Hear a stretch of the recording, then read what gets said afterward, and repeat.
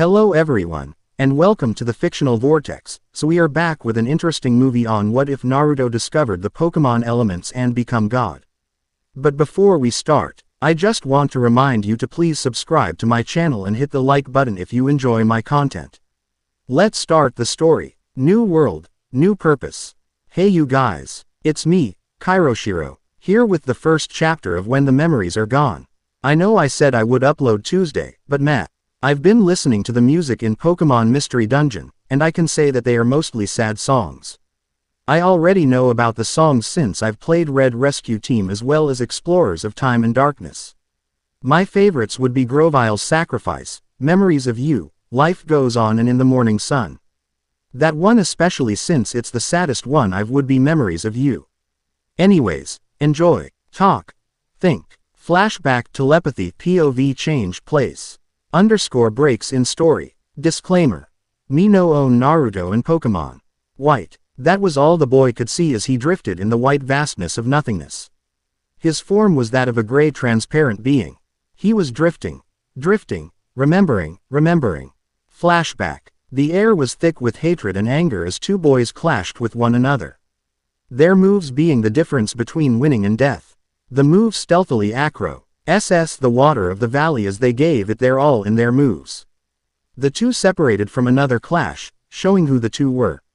On one side was a boy no older than 13, with bright sunny blonde hair and cerulean blue eyes that were slowly turning red, and then purple. His orange jacket was in shreds by this point as their clash had been going on for a few hours. He was wearing a headband with the symbol of a leaf as a choker. And he had two long links of chains tied up his hands and arms. His features were more feral as he looked at his opponent, his hands in a fist on his orange pants. On the other side was the boy's opponent. Rave black hair looking like a duck's butt and red eyes that had black commas swirling around. His clothing was a navy blue shirt with what appeared to be a red and white fan on his back. The boy looked to be 13 years old and was glaring at his enemy, his hands in his khaki-colored shorts as he grabbed a kunai from it. Sasuke. The blonde muttered the boy's name.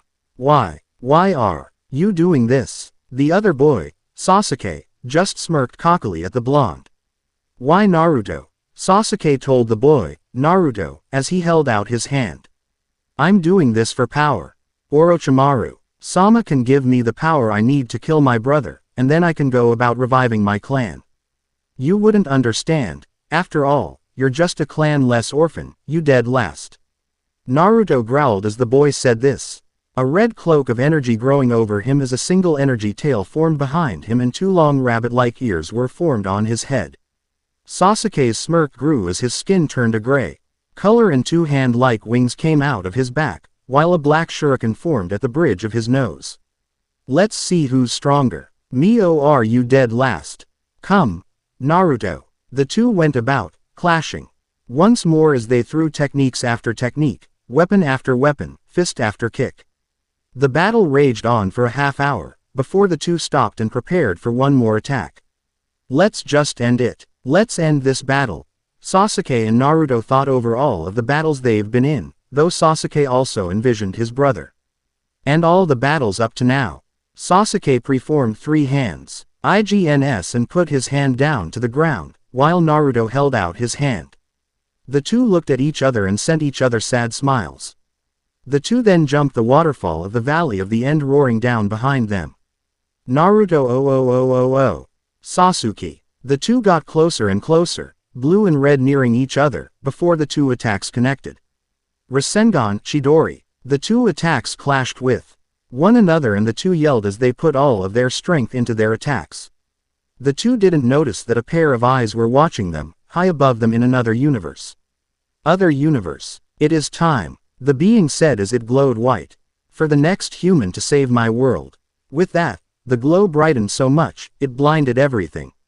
Naruto universe. The two attacks were so powerful and equal in strength, that it covered the two shinobi in a dark black sphere, that had wisps of blue, silver, red and purple. All of a sudden, a white light glowed from the center, and started to spread outwards as the entire sphere of power was covered in the white glow. When the sphere disappeared, the only thing left was a lone figure, unconscious from exhaustion. It turned out to be Sasuke knocked out cold. Naruto was nowhere to be seen, and another figure found that out as they entered the valley. Flashback ends. Naruto looked around. Well, he didn't look around like usually would, but rather felt around by extending his senses. He couldn't feel any life, and wondered if he had died, as well as if he had stopped Sasuke from leaving the village. He wondered how long he would have to be there, when his answer was given in the form of a transparent figure. The figure looked horse-like and had what looked like a half-circle on each side of its midsection. It looked at the bee. Oi, and Naruto felt as if it were smiling. The aura around the creature made him feel safe. "Hello, Naruto," the being said, causing Naruto to freeze in shock. The creature chuckled, a heart-warming chuckle that made you feel as if you were a small 5-year-old. "Yes, I know your name as well as what you are. I have say this now though. No, you are not dead, and you are in the void between worlds. I have pulled you from your world for something very important." The being let this information sink into the blonde, before it continued. "Now, my name is Arceus, and I am what is called a Pokémon. In this world, Pokémon are creatures with extraordinary powers. In this world, humans capture Pokémon for companionship, for battling purposes, or to simply have a friend. What humans in this world don't know, however, is that there is another form of this Pokémon world." Arceus let that information sink. In this world, only Pokémon live in it. There are no humans, but they are myths here. Arceus sighed as the alpha Pokémon continued. However, there are problems. Almost every 100 years, a new problem arises in this world. The first time, a meteor was on a crash course for this world, N.D. would have destroyed at least half of this Pokémon world. It was with the help of a human, who was turned into a Pokémon named Bulbasaur, and his friend, a Mudkip, that the crisis was averted. The P.C.E. afterwards lasted for only 100 years, when another Pokémon by the name of Darkrai tampered with a relic called Temporal Tower. Temporal Tower housed another Pokémon named Dialga, who watched over the time stream as well as items called time gears. The time gears helped balance the flow of time, and because Darkrai took the time gears, time started to freeze. Another human, who came from the future in which time had stopped, as well as their partner, a Grovyle, traveled to the past, in hopes of stopping the planet's paralysis. Darkrai, however, wouldn't have any of that, and attempted to stop them. Naruto was very interested in the entire story, as his attention was never waning. Darkrai never planned on the two surviving, and the human was able to find a friend when he awoke, as Grovyle had gotten separated from him. The human, however, was transformed into a Pokémon called Pikachu, and their partner was another one called Piplup, and the human had lost his memories. The two were able to go on many adventures, stopping bad Pokémon, before they found Grovyle.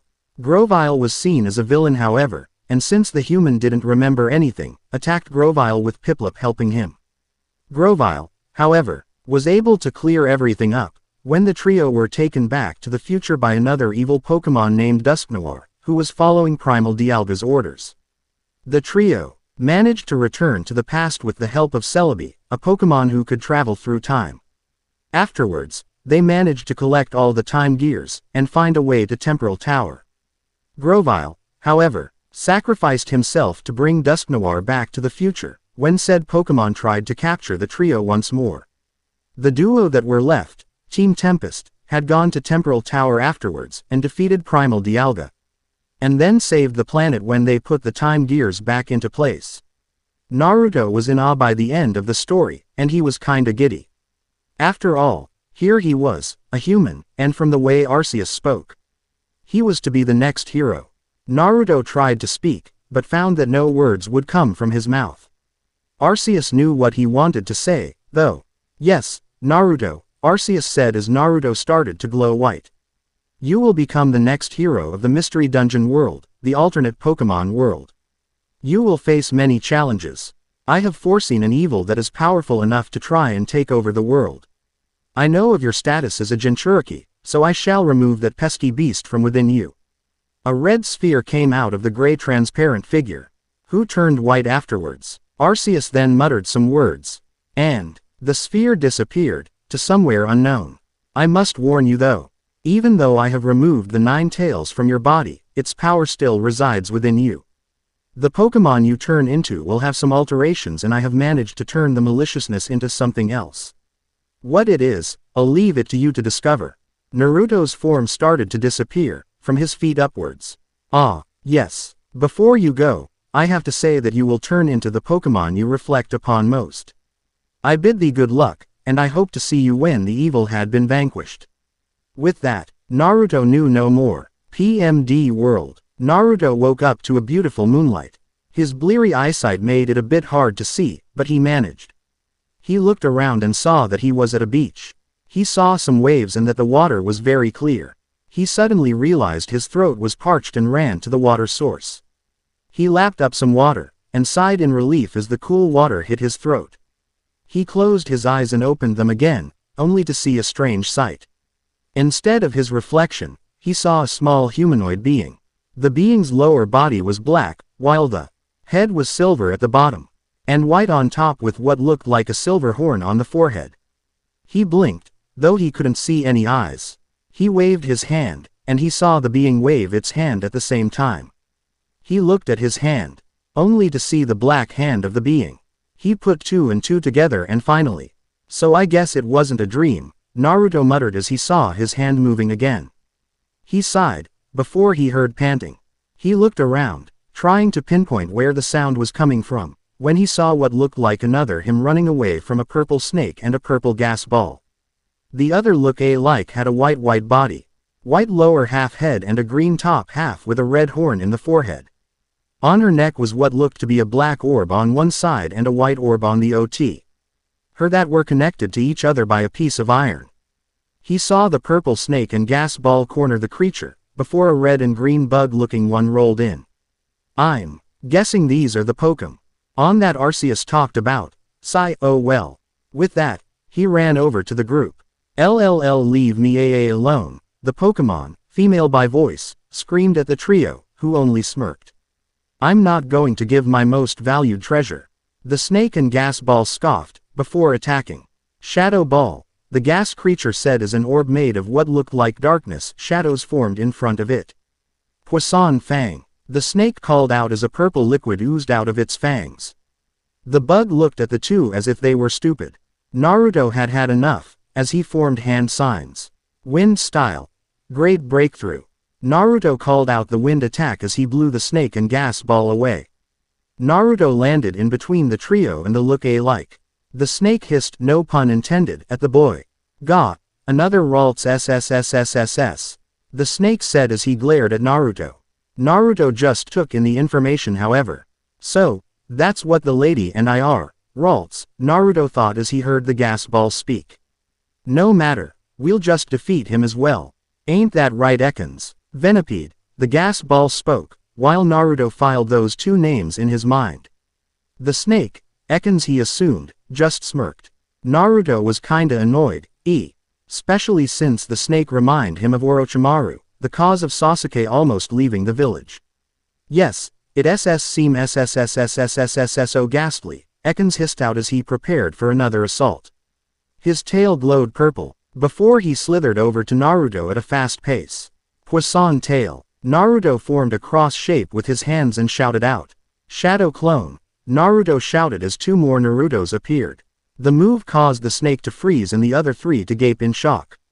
Naruto, however, used that break of concentration and attacked. The moves seemed to be coming from his mind as he repeated them. Confusion. Ekans was covered in a purple aura, before he was flung back at Ghastly. Ghastly, still surprised by the clones, was taken out of the air by the snake. The 3 Narutos grinned as they preformed another attack. Psychic. Both Ghastly and Ekans were covered in a purple aura, while Venipede managed to evade the attack. The duo were flung everywhere, before they were sent into several trees. Venipede glared at the duo, before his glare hardened on Naruto and the seemingly forgotten Ralts. We'll be back, believe it bub, Venipede said, before throwing down a smoke bomb and leaving with his 2 accomplices. Naruto looked around a bit, before turning to the Ralts. Are you okay miss? Naruto asked, as his clones dispelled themselves. The Ralts nodded furiously, before looking at her treasure. Naruto could see it more clearly now, and they were definitely a black and white orb. Naruto grinned as he saw the Ralts look at him. Well, I'm just glad I got to help someone out, before I was on my way. Stay safe. With that, Naruto started to leave, but was stopped when the Ralts called for him. Wait, she yelled out as she ran over to him. Naruto stopped and turned around to see the emotion Pokemon running up to him. I wanted to ask where you were going and also why you're a different color from our species. Naruto sighed sadly at the questions. Well, the first one is easy. Since I honestly don't know where I'm going, Naruto told her. As for the second one, well, let's just say that I'm different, let's leave it like that. The Ralts nodded, before she smiled. Well, since you don't have anywhere to go, Ralts said as she grabbed his arms.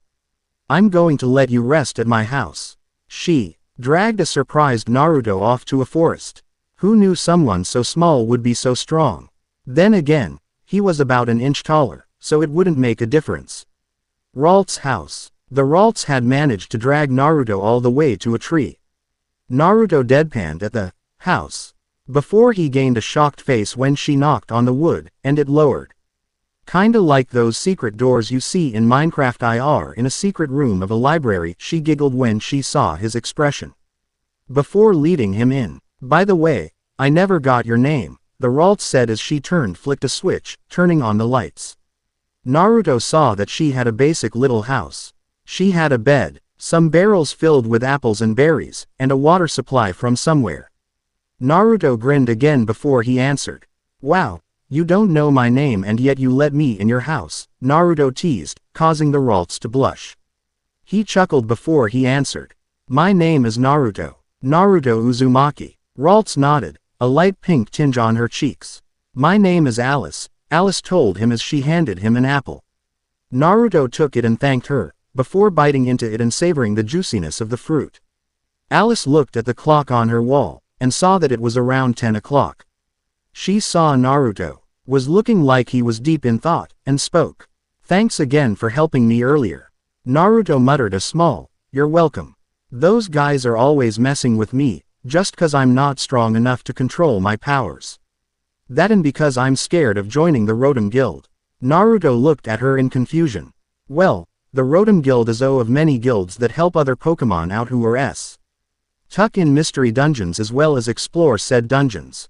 Wait, what's a mystery dungeon? Naruto said, causing Alice to look at him in confusion and shock. Where have you been all of this time? Alice couldn't help but say. Getting a shrug from Naruto. Mystery dungeons are places that have recently appeared. They have many rooms within them, that change all of the time. Wild Pokemon live in these dungeons, and will attack any other Pokemon that enter. There are many treasures within the dungeons, and many exploring rescue teams have become famous by discovering said treasure. Naruto nodded, as the information was tucked away in his head. It's always been my dream of being in an exploration team. At this Alice became sad. But I've always chickened out whenever I try to go to the guild. Naruto looked at her in sorrow. Before he brightened as an idea came to his head. What if I make a team with you? Naruto said, causing the female Ralts to look at him in shock.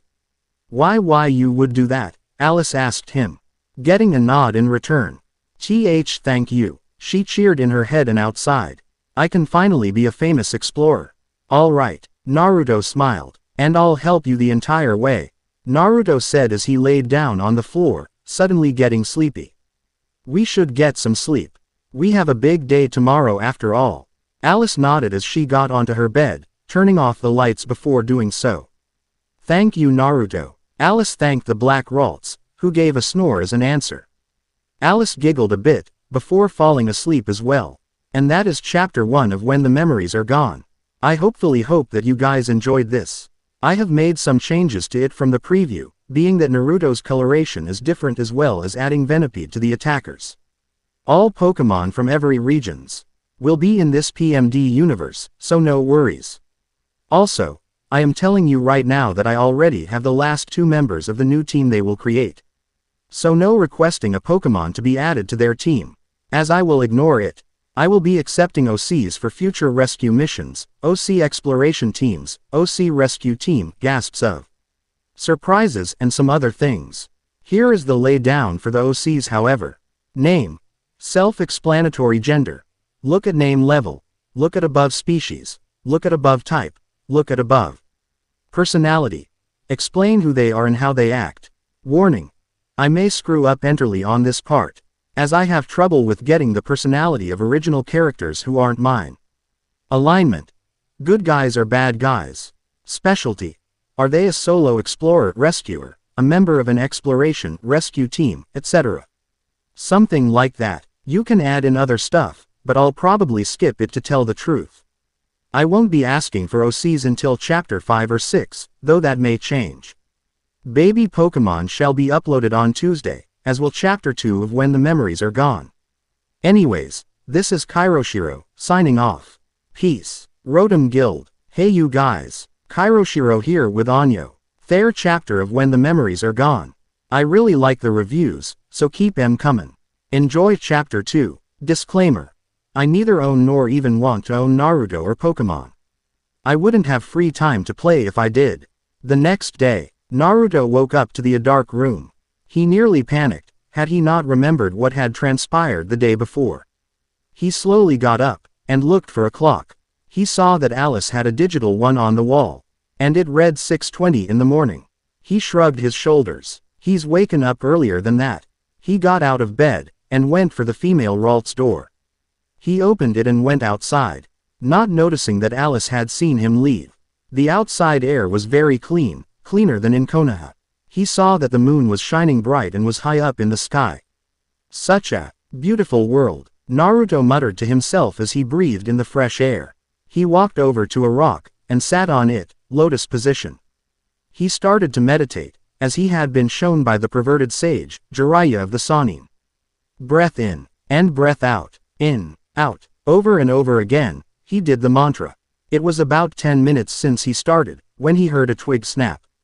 He quickly got out of his meditative stance and tensed up in anticipation for an attack. He was surprised when he saw Alice, and quickly calmed down, but was still on guard. Alice, what are you doing here? Alice laughed nervously before she answered. Well, I wanted to know why you were out here at 6:45 in the morning, Alice timidly answered, causing Naruto to feel guilty. I'm sorry for worrying you, I was just meditating, Naruto told her. He then looked up and saw the sun was coming out. Why don't you show me around this place? I am new here after all. Alice giggled, before nodding and taking one of his hands. She then led him into town. Nearby town. Alice had led the ex-human to the nearby town, so that he could get used to it, especially since they were gonna become an exploration rescue team. She led him into the town and she spoke. This is Aurora Town, Alice told Naruto as they walked through the now waking town. It seemed like everyone was a morning person, as there were Pokémon already working at this time of morning. It's a relatively small-sized town, but it has that homey feel to it. Every Pokémon here know each other, and they're more like one huge family. The RHM Guild lies at the other side of the town, so we better hurry if we want to join the guild. Naruto nodded as he ran along with the exuberant Alice. They ran past many shops, and a lot of Pokémon smiled as they saw the two pre-evolved forms of Gardevoir and Gallade run towards the guild. A few minutes later, the duo found the guild. It was very big, and in the shape of a rotom, and duo walked up to the iron gates. Alice, however, became hesitant when they got close to the gates. Naruto wondered what was wrong, when a hole opened up on the side of the gates. Who goes there? A voice called from inside. Alice eeped, and hid behind Naruto, who glared at the hole. State your business with the RHM Guild. I am Naruto Uzumaki, Naruto said as he pointed to himself and Alice. And this is Alice. We would like to join the guild please. The unknown Pokémon seemed to sigh before Naruto was given an answer. Are ya sure ye wants to do that? The Pokémon said as Naruto heard it press somethings. The guild is very tough, especially to wee guppies like yourselves. Naruto growled a bit when he saw Alice flinch a bit from the comment. Now listen here, Naruto said, getting mad. Luckily, no one else was there, so the situation wouldn't embarrass Alice any more than she was already. My friend here wants to join the guild. I don't care what it takes, but I will help her become a member. Naruto Uzumaki always helps his friends, and that's a promise. Another thing to note is that I never break a promise. Naruto's eyes, if anyone could see Aralt's eyes, had their inner fire when declaring a promise and helping a friend. The unknown Pokémon gained a grin on its face, before the gates started to open up. Alright then, but don't say I didn't warn ya, the Pokémon said as it came out. It was a tall blue jackal-like Pokémon. It had ocean blue fur as well as a cream color belly with spikes coming out of its paws and chest. It had 4 black dreadlocks on its head and its eyes were a piercing red. Well, come on in. Ye wanted to join the guild, didn't ya? Don't tell me that your promise was nothing but a lie.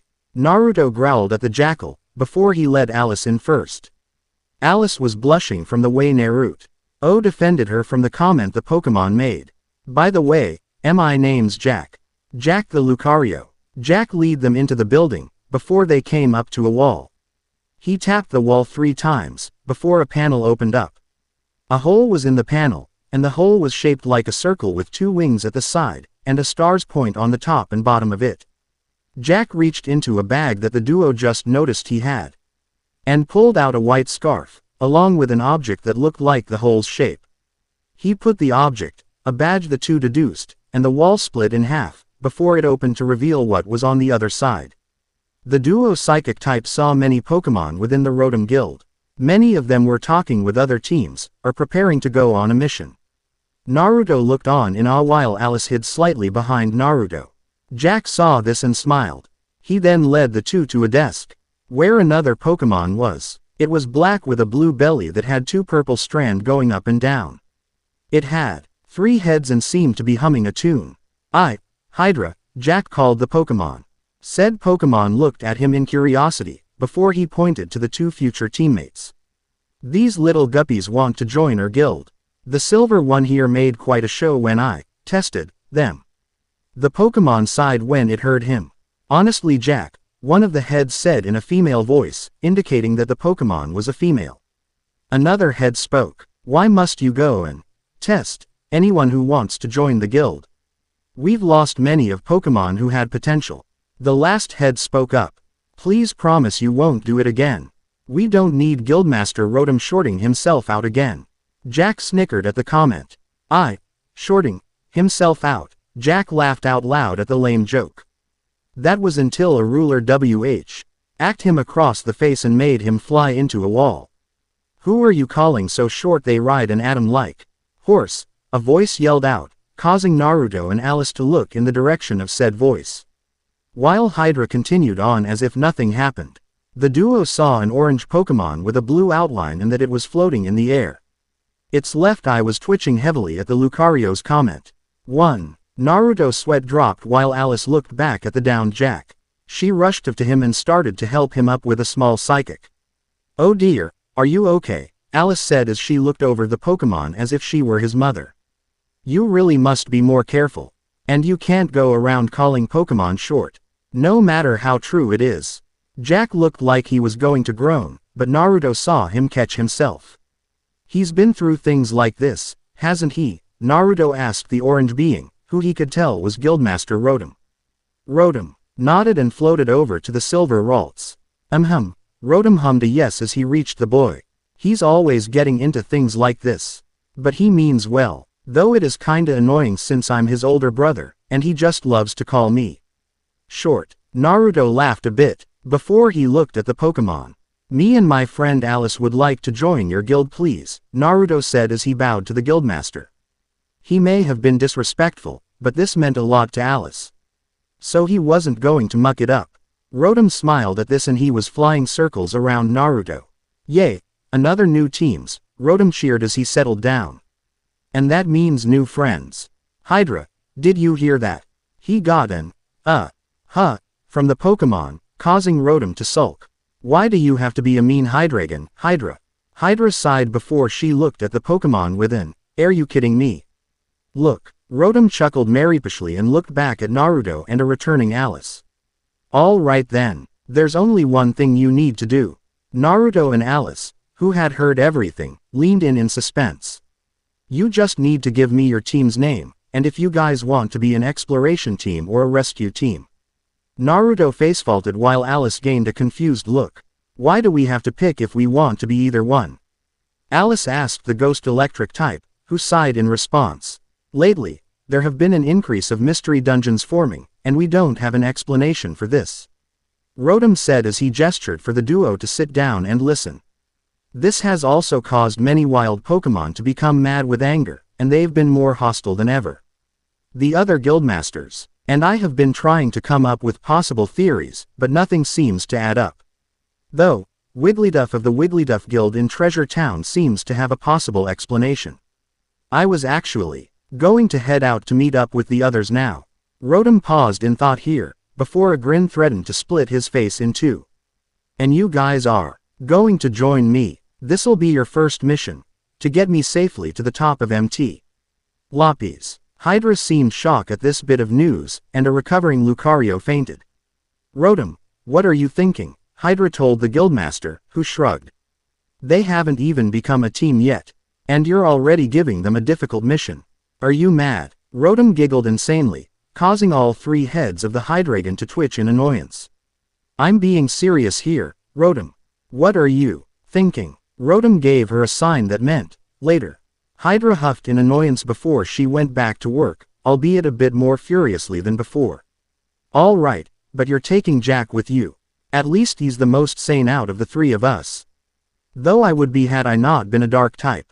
Jack groaned as he woke up, while Rotom looked at the duo in question expectantly. So what shall your team name be, and what occupation will your team be based on? Rotom asked the duo. Alice and Naruto huddled before they whispered to one another. So first thing, what kind of team will we be? Naruto asked the female, who looked deep in thought. Well, I want to help other Pokémon as well as discover treasures. Alice hesitated here. But he said either explorer or rescue team. Naruto grinned. No he didn't, Naruto told his friend, who looked at him in confusion. He said we have to pick being an exploration team or a rescue team. He never said anything about not being both. Alice looked at him in shock before nodding. So we're a rescue exploration team. Okay. Know what will our team name be? The two hummed in thought, while Rotom patiently awaited their answers by playing with a paddle ball. He hit it too hard though, and the ball whacked Jack in the face, causing him to be sent into the same wall as before, while Rotom kept on playing, focused on only the ball hitting the paddle.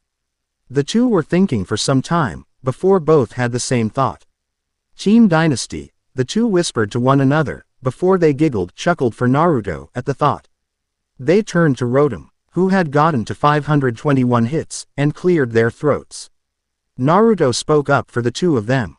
Guildmaster Rotom, we would like to be both a rescue and exploration team, and as for our name, it will be Team Dynasty, Naruto told the guildmaster, who giggled at this.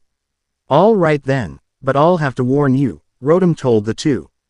Being both an exploration and rescue team is very hard. Many teams have quit before the first 3 months. Are you sure you can handle it? The two nodded with a fire in their eyes, even though their eyes were hidden. Very well, Team Dynasty shall be a rescue and exploration team. Let's get on with our mission. I'll explain everything on the was to the peak of MT. Lppies. The trio walked out, Rotom somehow carrying an unconscious Jack with them. Team Dynasty will be in for a hectic ride, as they face many challenges on their career. Already they have a difficult mission of getting the Guildmaster safely to the top of MT. Lppies. Will they overcome these challenges? Will their will to help out stay strong? Find out, on the next When the Memories Are Gone. And that is Chapter 2. I really hope you guys enjoyed this. To those who have sent me OCs through review or PM, which you can do, OCs will start to be introduced around Chapter 5, 6, or 7, so you'll have to wait a bit. Here is the author's notes and the bio. Author's notes. 1. AFMA references. Gotta love 'em. Bio. Guildmaster Rotom. Level 100. Type. Electric Ghost. Gender. Male. Species. Rotom. Bio.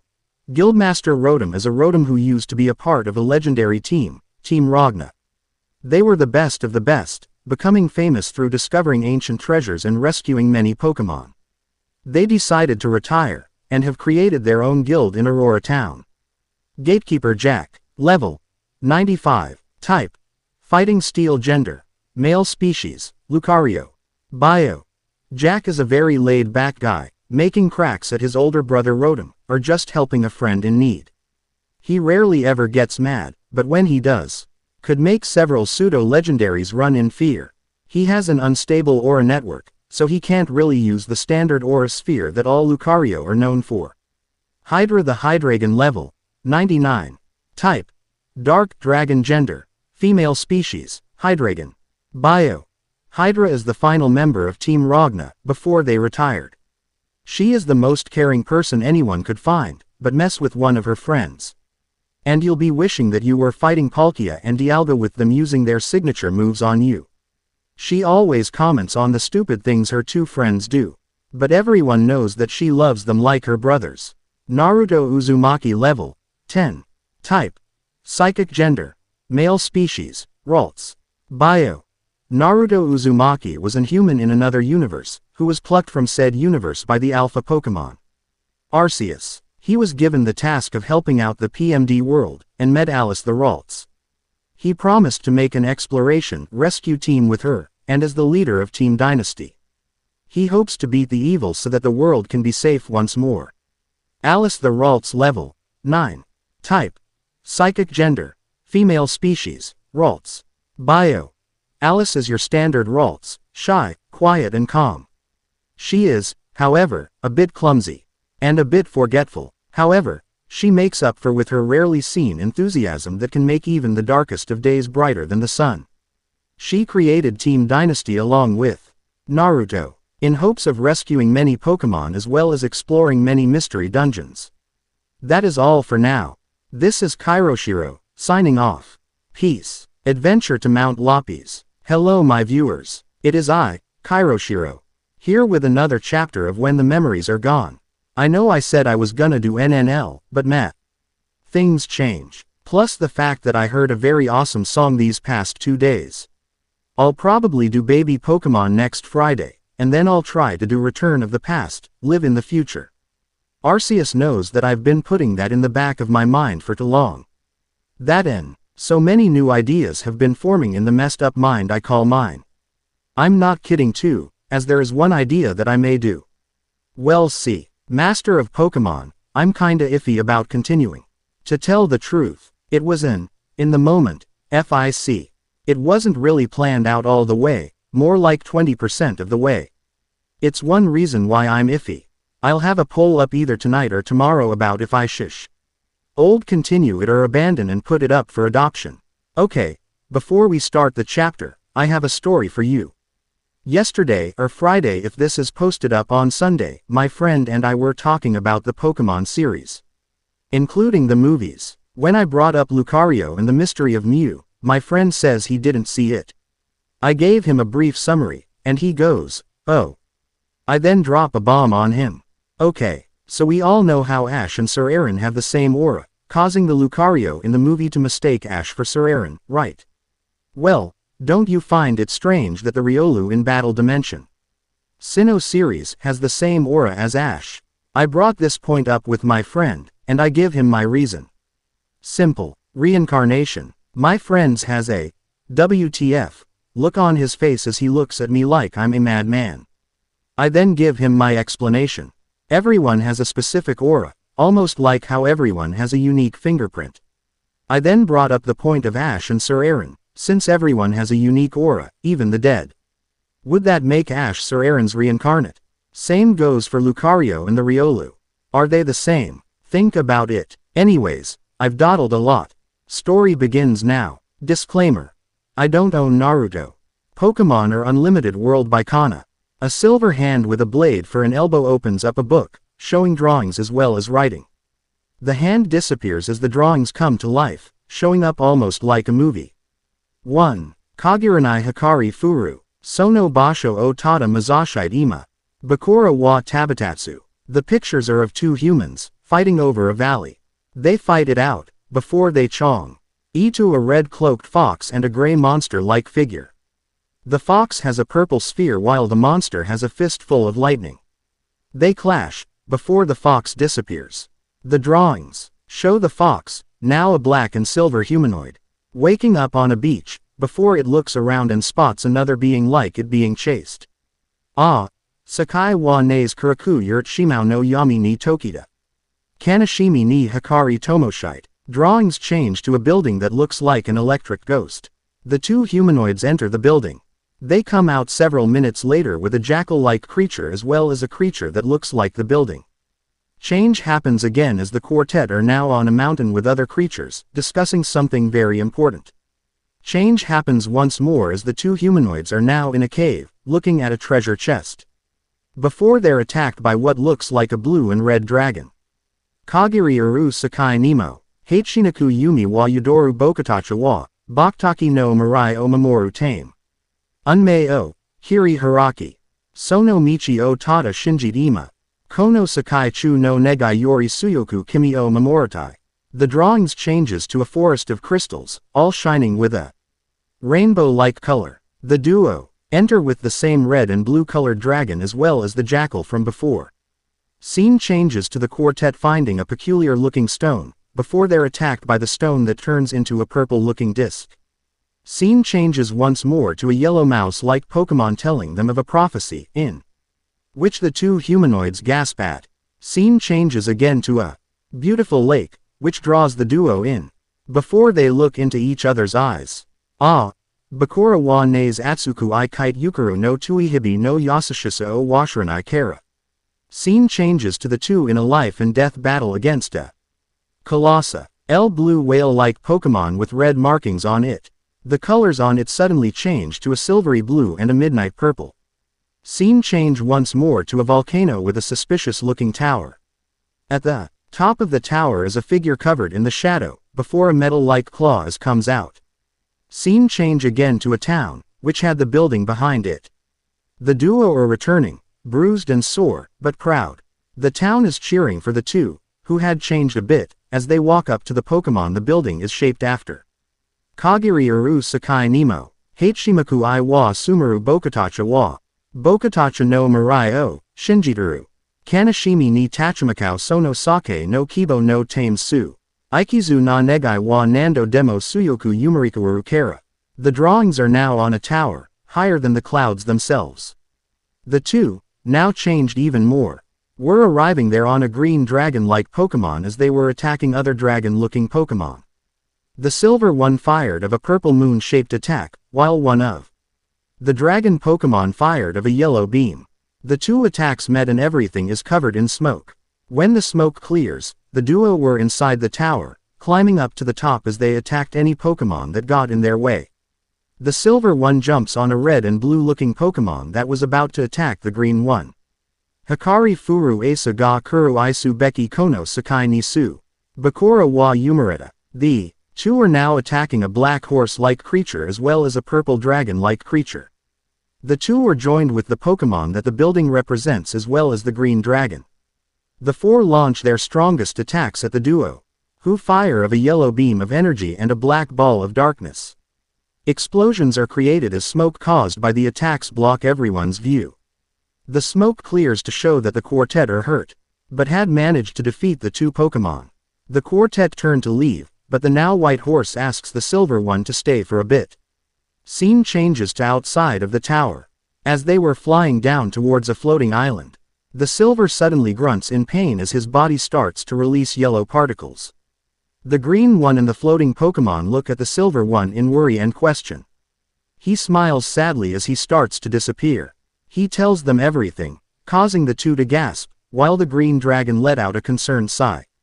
The green Pokémon wraps her arms around the silver one, and cries into his shoulder, desperately trying to make him stay. The silver Pokémon disappears with a smile on his face, just as the trio made it to the island. Doko made mo. Kanashimi wa koit Yukuru Bokatacha wa. Bokatacha no Sakai o Ishiteru Kage Uru. Sakai Nemo. Hachinaku Hikari wa Furu Su.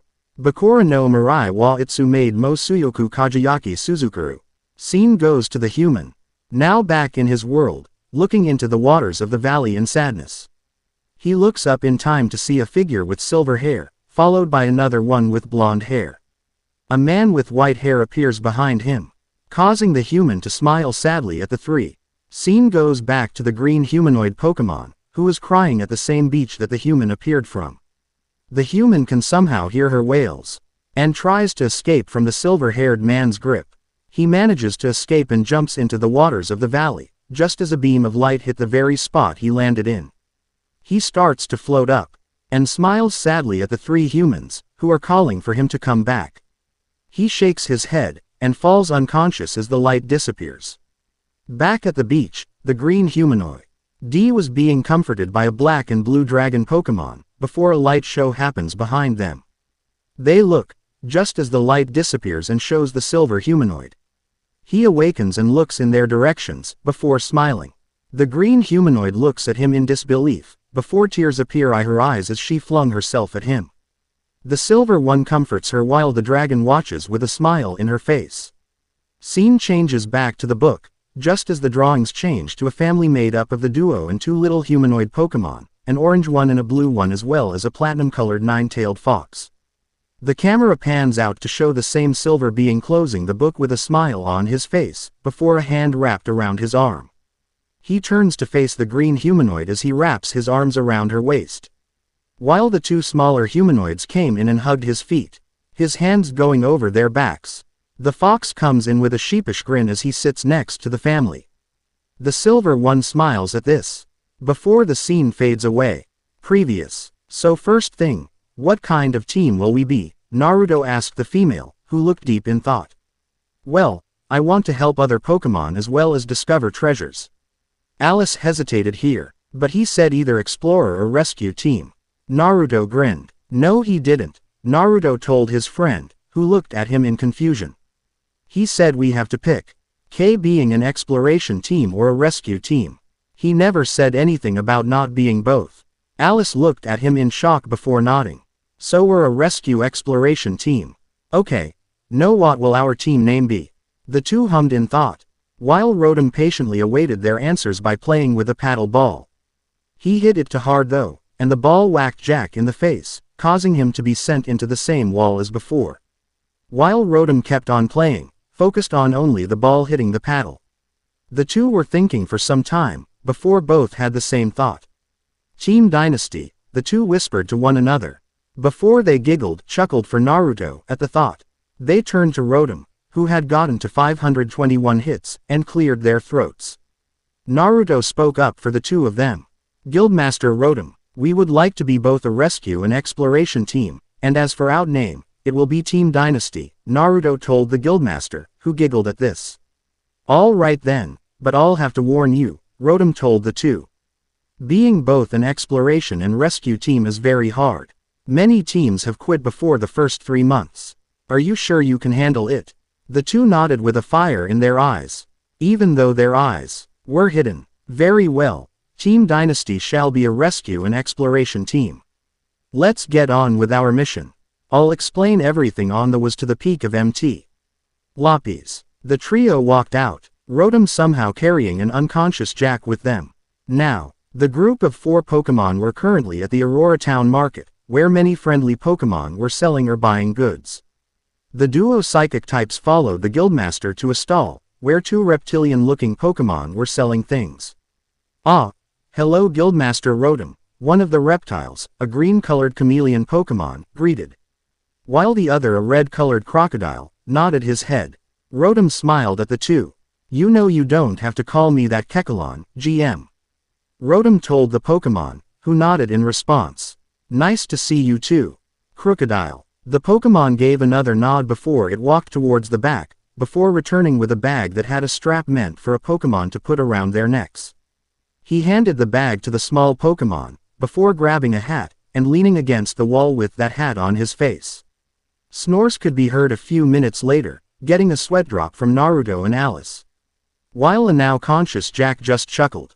Rotom paid for the bag, before the quartet walked towards a path that led out of town.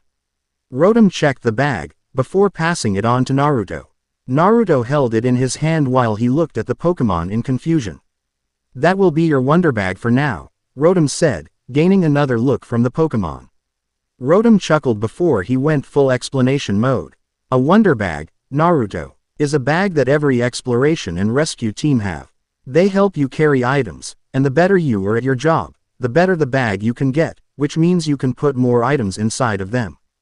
Open your bag now, and check what you guys have. Naruto opened the bag, with Alice looking from behind him. Inside, he saw a scroll, several berries, a white scarf, and 2 badges. He pulled out the scroll first, and it opened up to reveal that it was a map, though a lot of the places on it were shaded out, making it impossible to read the names of the places, well minus Aurora Town. He looked at Alice, then at the guildmaster, as Jack had gone ahead to look for trouble. That is your wonder map. They are used to mark all of the places that you have visited.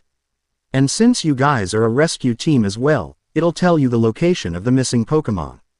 These maps were made by professional psychic types, so they are up to date with everything, even if it's raining or if there are clouds out. Naruto and Alice looked down at the map to see that he was right. There were clouds flying about across the map.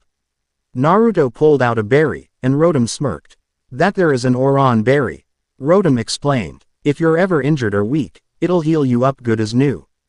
Naruto and Alice nodded, before Naruto put the berry back and grabbed the scarves and badges.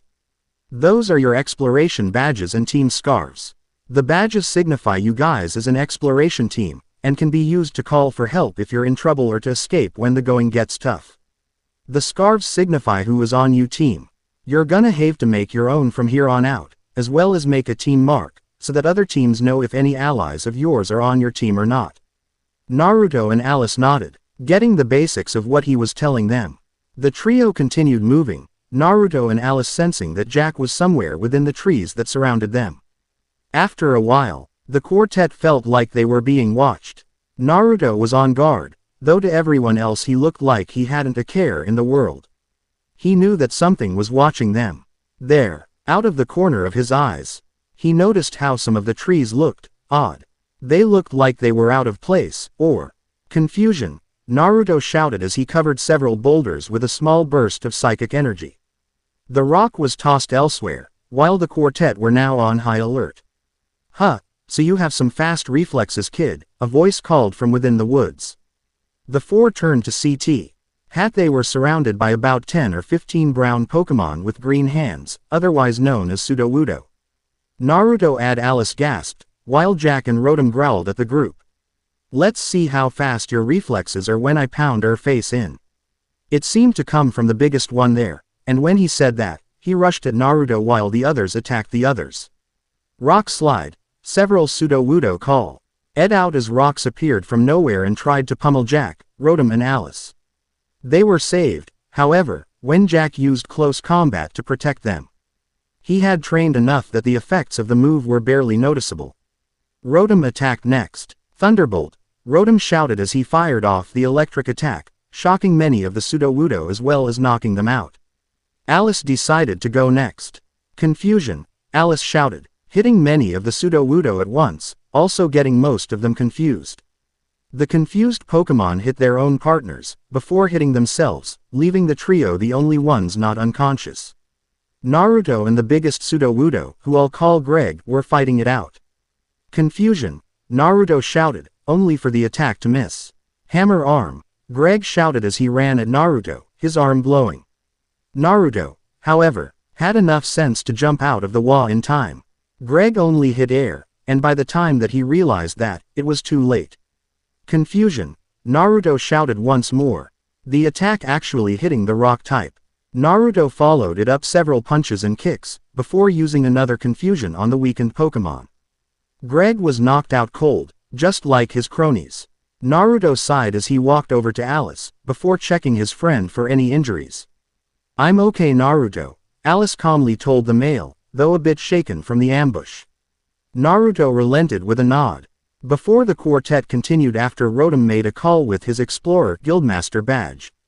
The quartet soon arrived at a rocky area, with a sign.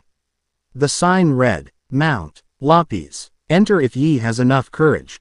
Enter if ye has enough courage. Naruto muttered, before looking at Jack, as if he had something to do with the sign. He shook his head, before he noticed the others had entered the mountain. He stumbled a bit, before he ran up to the others. Wait for me, Naruto shouted as he raced after the trio. He reached them and stood in front of the group, with Alice behind them. Guildmaster Rotom spoke up at this point. "Here is where your test shall come in," Rotom spoke up from the center of the group. "You two must protect me. Add Jack here, though he'll probably ignore that, until we reach the top of Mt. Lppies. This mountain has 10 floors, before the midway point, in which afterwards is an extra 5 floors to the summit." Naruto and Alice nodded, and Naruto was now on guard though again, looked like he hadn't a care in the world. They entered the first floor. Floor 1. Naruto looked around as the party entered the mountain.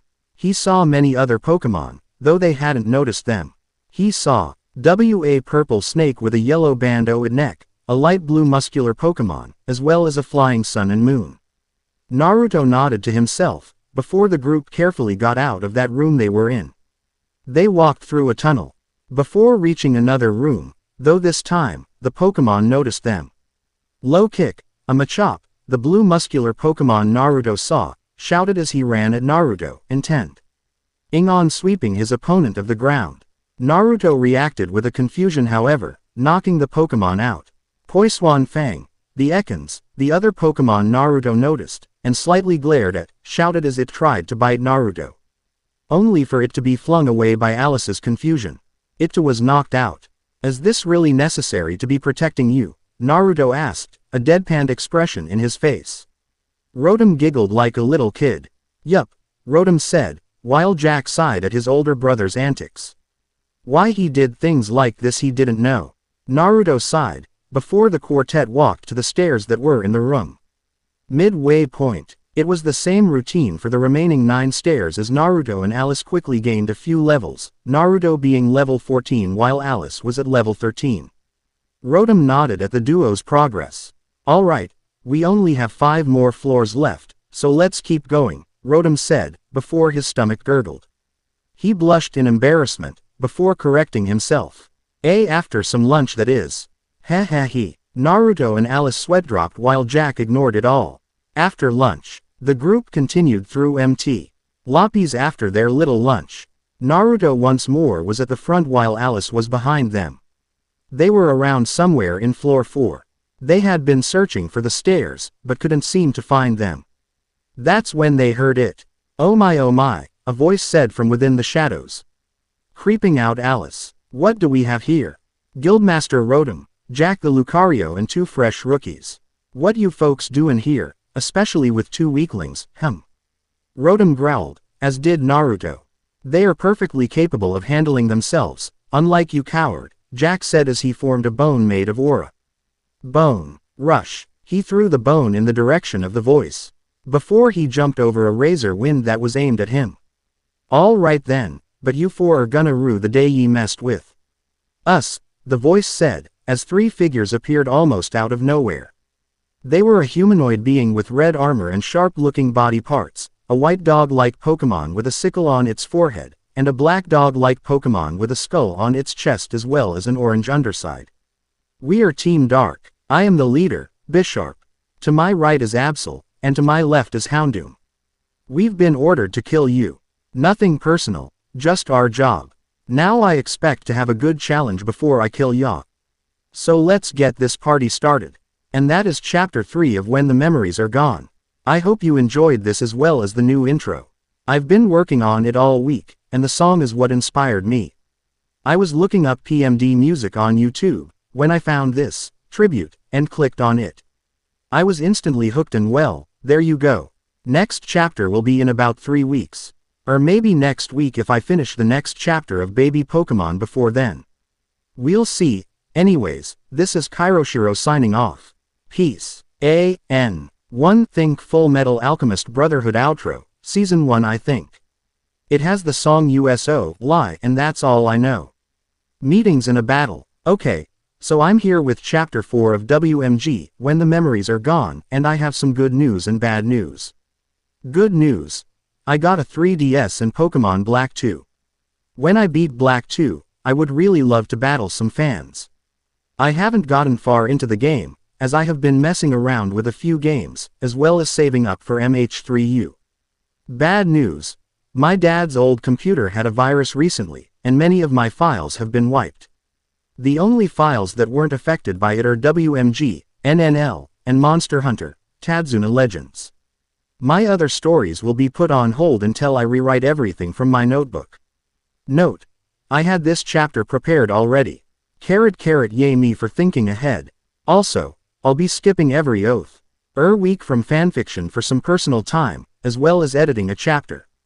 That would mean next week is no update, but the following one is. Also, may I ask if someone could draw a cover for this story? Featuring Naruto and Alice at a lake, with their final evolution spirits above them, if you know what I mean.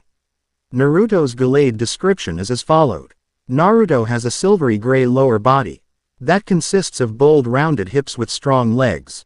His torso is thin and colored in a balance between the silvery black of his upper body and the silvery gray of his lower body. Sharp crimson red horn-like protrusions stick out of the chest and back, similar to Gardevoir. Naruto's arms are shaped like silver tonfas, with extendable blades in the elbows. His head resembles a gladiator's helmet, with a silver face and a crimson red colored head crest.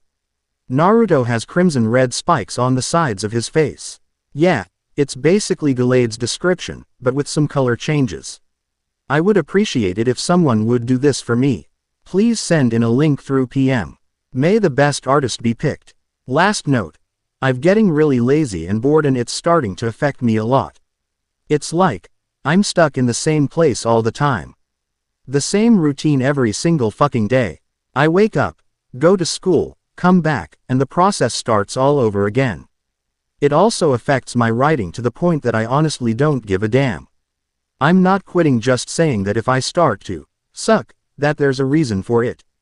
I hope that I'll get out of this phase, I guess you can call it, and get back to my happy, annoying old self. I have wasted a lot of time already, so let's get this done. Disclaimer: I don't own Naruto, Pokémon, or Unlimited World by Kana. A silver hand with a blade for an elbow opens up a book, showing drawings as well as writing. The hand disappears as the drawings come to life, showing up almost like a movie. 1. Kagiranai Hikari Furu, Sono Basho o Tada Mazashite Ima, Bakura wa Tabatatsu. The pictures are of two humans, fighting over a valley. They fight it out, before they change to a red-cloaked fox and a gray monster-like figure. The fox has a purple sphere while the monster has a fistful of lightning. They clash, before the fox disappears. The drawings show the fox, now a black and silver humanoid, waking up on a beach, before it looks around and spots another being like it being chased. Sakai wa ne's kuraku yurt shimao no yami ni tokita. Kanashimi ni Hikari Tomoshite. Drawings change to a building that looks like an electric ghost. The two humanoids enter the building. They come out several minutes later with a jackal-like creature as well as a creature that looks like the building. Change happens again as the quartet are now on a mountain with other creatures, discussing something very important. Change happens once more as the two humanoids are now in a cave, looking at a treasure chest, before they're attacked by what looks like a blue and red dragon. Kagiri Uru Sakai Nemo, Hachinaku Yumi wa Yudoru Bokatacha wa, Baktaki no Mirai o Mamoru Tame. Unmei o, Hiri Haraki. Sono Michi o Tada Shinjit. Ima, Kono Sakai Chu no Negai Yori Suyoku Kimi o Mamoratai. The drawings changes to a forest of crystals, all shining with a rainbow-like color. The duo enter with the same red and blue-colored dragon as well as the jackal from before. Scene changes to the quartet finding a peculiar-looking stone, before they're attacked by the stone that turns into a purple-looking disc. Scene changes once more to a yellow mouse-like Pokémon telling them of a prophecy, in which the two humanoids gasp at. Scene changes again to a beautiful lake, which draws the duo in, before they look into each other's eyes. Bakura wa ne's Atsuku I kite Yukuru no Tuihibi no Yasashisa o Washiranai Kara. Scene changes to the two in a life and death battle against a colossal blue whale-like Pokémon with red markings on it. The colors on it suddenly change to a silvery blue and a midnight purple. Scene change once more to a volcano with a suspicious-looking tower. At the top of the tower is a figure covered in the shadow, before a metal-like claw comes out. Scene change again to a town, which had the building behind it. The duo are returning, bruised and sore, but proud. The town is cheering for the two, who had changed a bit. As they walk up to the Pokémon the building is shaped after. Kagiri Uru Sakai Nemo, Hachimaku I wa Sumaru Bokatacha wa. Bokatacha no Mirai o, Shinjitaru Kanashimi ni Tachimakau Sono Sake no Kibo no Tame Su. Ikizu na Nega, I wa Nando Demo Suyoku Yumarikawaru Kara. The drawings are now on a tower, higher than the clouds themselves. The two, now changed even more, were arriving there on a green dragon-like Pokémon as they were attacking other dragon-looking Pokémon. The silver one fired of a purple moon-shaped attack, while one of the dragon Pokémon fired of a yellow beam. The two attacks met and everything is covered in smoke. When the smoke clears, the duo were inside the tower, climbing up to the top as they attacked any Pokémon that got in their way. The silver one jumps on a red and blue-looking Pokémon that was about to attack the green one. Hikari Furu Asa ga Kuru Isu Beki Kono Sakai Nisu. Bakura wa Yumareta. The two were now attacking a black horse-like creature as well as a purple dragon-like creature. The two were joined with the Pokémon that the building represents as well as the green dragon. The four launch their strongest attacks at the duo, who fire of a yellow beam of energy and a black ball of darkness. Explosions are created as smoke caused by the attacks block everyone's view. The smoke clears to show that the quartet are hurt, but had managed to defeat the two Pokémon. The quartet turn to leave, but the now white horse asks the silver one to stay for a bit. Scene changes to outside of the tower, as they were flying down towards a floating island. The silver suddenly grunts in paw, as his body starts to release yellow particles. The green one and the floating Pokémon look at the silver one in worry and question. He smiles sadly as he starts to disappear. He tells them everything, causing the two to gasp.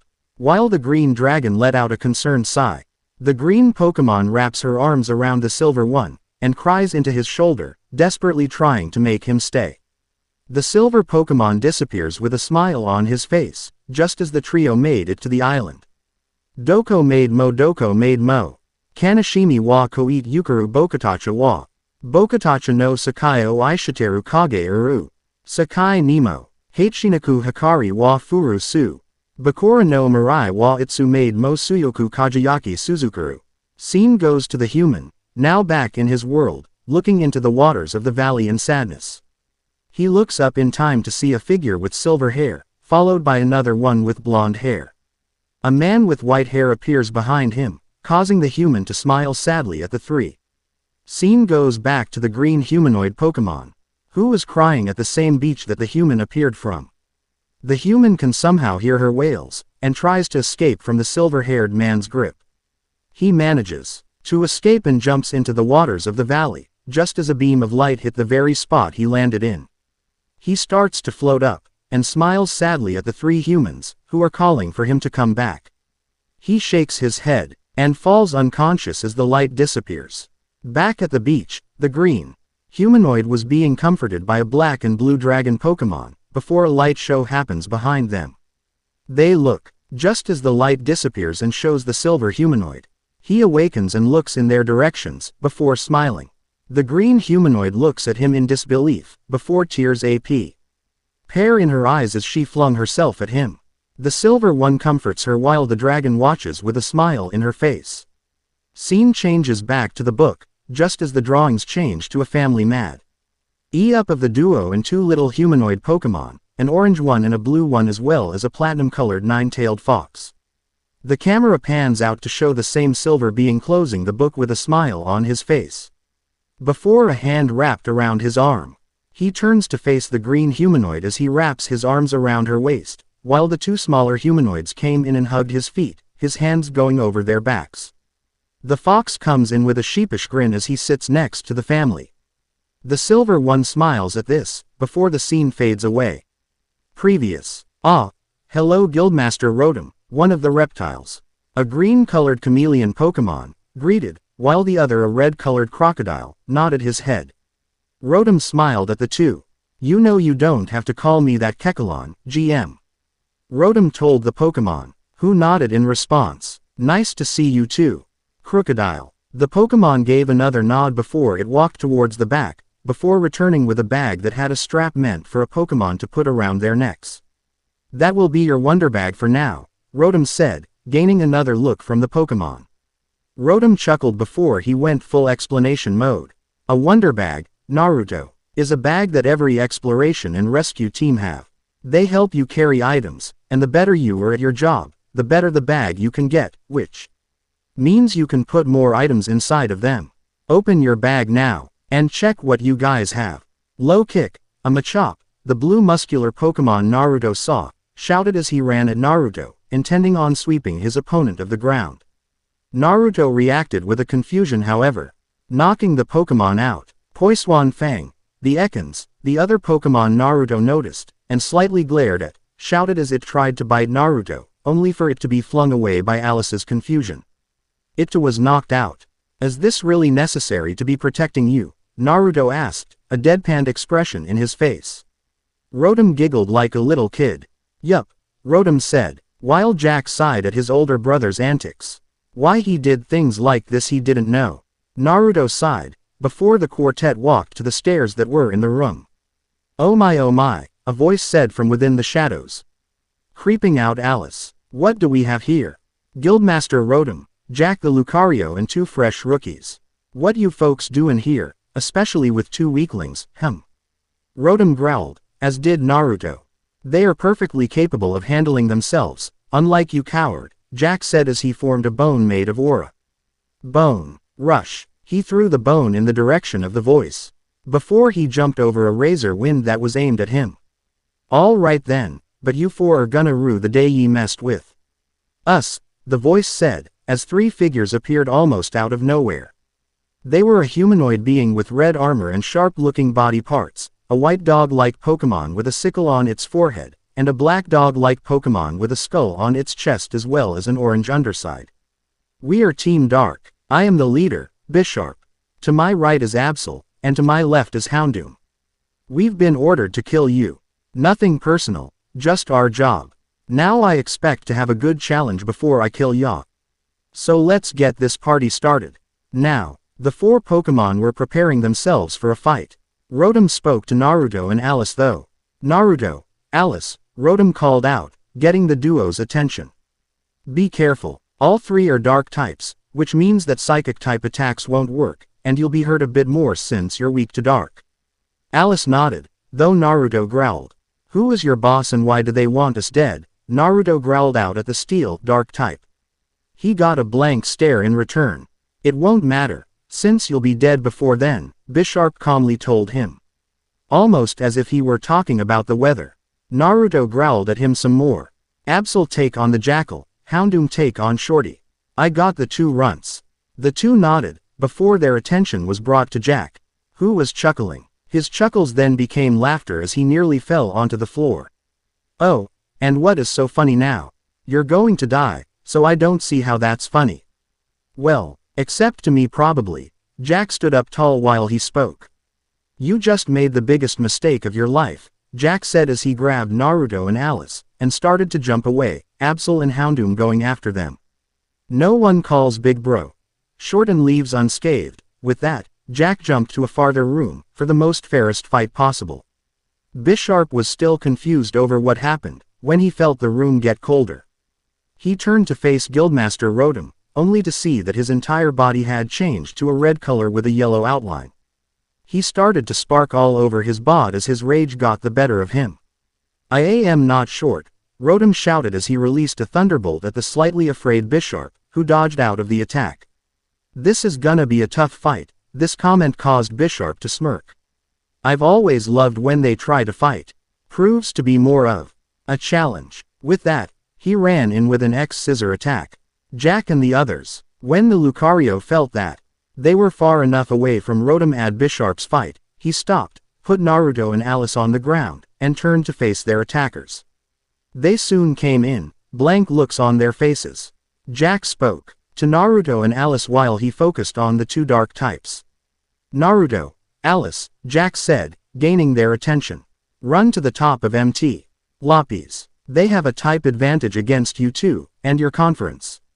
Fusion attacks won't work since they're immune to psychic type attacks. Alice was scared, but Naruto growled. No, I won't abandon you, Naruto said as he got into a stance. Jack would have none of it though. I said go, Jack shouted, getting Alice to jump. When he saw that Naruto wasn't budging, he growled. That's an order, Naruto. Go. With that, he grabbed the two and threw into another passageway of the dungeon. Houndoom took that chance to attack. Flamethrower, Houndoom shouted, in a female voice, as a jet of flames came from her mouth and tried to hit the fighting steel type. Said Pokémon just jumped out of the way and created a bone made of aura. Bone Rush, Jack shouted as he ran at Houndoom, only for Absol to get in the way. He managed to hit him a few times, before he had to dodge another flamethrower. He growled as he knew he was outnumbered. He looked at Absol, before an idea came to mind. Bone Rush. He ran at Absol, who got prepared for the attack. Jack was just about to get close to him, when he jumped towards Houndoom.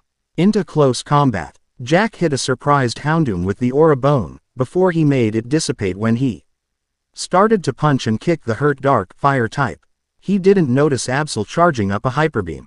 Naruto and Alice, whom had both stayed near the entrance to the room saw the attack and gasped.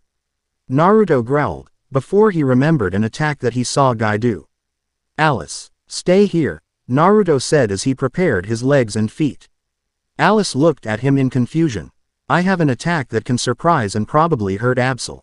I need you to stay here though, in case something bad happens. If something bad does happen, go to the top and get the help of the others, since I'm sure that Rotom's friends are up there. Alice nodded, though hesitant. All right, Alice answered, but be careful please. You're my first friend, and I don't want you to get hurt. Naruto gave her a smile. Don't worry about me, Naruto said as he charged chakra into his feet. I'll be alright. With that, he jumped from the shadows at a fast pace, before he made a direct contact to the Absol's surprised face. Dynamic entry. The dark type was sent back into one of the walls of the room. Jack had just finished his barrage of attacks on the Houndoom, who was unconscious when he heard Naruto's voice. He looked towards the direction of where he believed he was, and was shocked to see that he had managed to knock out the Absol. Had it been any other moment, he would have been proud. Now though, what are you doing here? Jack shouted as he neared the psychic type. I gave you a direct order to get to the top of the mountain. Why did you refuse? Naruto just smirked. Because, Naruto said, I don't abandon teammates. My sensei always told me, those who break the rules are trash. But those who abandon their comrades are worse than trash. I live by that rule every day. I may be weak-leveled, but I am a surprising knucklehead. Jack was stunned, before he smiled. Well, there was no harm in helping, Jack said apologetically. Let's go and find Guildmaster. Naruto nodded. Alice, come one, Naruto said, getting the girl to rush over to him. He pulled out an Oran berry for each of them, in case we have any unseen damage. The other two nodded as they took a berry and the three ate their berry quickly. They then rushed towards Rotom's direction. Guildmaster Rotom. The battlefield was a mess as the two Pokémon kept on trading attacks. Thunderbolt, Rotom shouted as he fired of the electric attack. Bisharp countered though. Night Slash, Bisharp shouted as his hands glowed a midnight purple color as he rushed through the electric attack. Electro Ball into discharge, Rotom shouted, first firing off the electric ball then releasing a huge load of electricity. Bisharp grunted as he lost focus to the pain. Metal Claw, Bisharp shouted as he rushed towards the electric ghost type, who just stood, floated there. When Bisharp got close, he reacted immediately. Zap Cannon, Rotom shouted, firing off the powerful electric attack. Rotom normally wouldn't be able to learn this move, but he trained long and hard to get it. The attack hit the surprised Bisharp, and he fell to the ground, static coming off of him. PP Paralysis, Bisharp grunted as he tried to move, only for sparks to come off of him as the static went through his body. Rotom grinned. That's what you get for calling me small, Rotom said as he floated towards a nearby hallway. Coincidentally, Jack and the other two Pokémon were running towards the room. So all four were surprised when they fell over one another as Jack, Naruto, and Alice ran into Rotom. Gah! The four Pokémon quickly got over their shock and stood up, well floated for Rotom. They smiled seeing each other. Well, it seems that we beat our respective opponents, let's go, Naruto said as he got in front of Rotom and Jack with Alice getting the behind. They continued to walk towards the next flight of stairs, not noticing a shadowy creature was watching them. Ha ha ha, the creature chuckled darkly as it slowly disappeared into the shadows. This'll play into my favor. Soon, chosen human, soon you'll realize the danger of getting into otherworldly affairs. With that, it disappeared completely into the shadows, leaving nothing behind, almost as if weren't even there. Mount Lppies Peak. The group of 4 had finally made it to the top of Mt. Lppies. The peak was very breathtaking as any Pokémon could see a vast valley with a very beautiful sun floating in the horizon. The quartet looked at the sight in awe. They were startled by a cough coming from behind them. They turned around to see a pink Pokémon with a white belly. It had long pointed ears and blue eyes. Next to it was a yellow and blue bird Pokémon with a note-shaped head.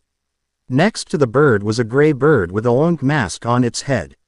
Nice to see that you came, Guildmaster Rotom, the pink Pokémon said as it was the tone of voice, held out his hand. Rotom smiled as he shook the hand with one of his lightning bolt-shaped arms, while he spoke.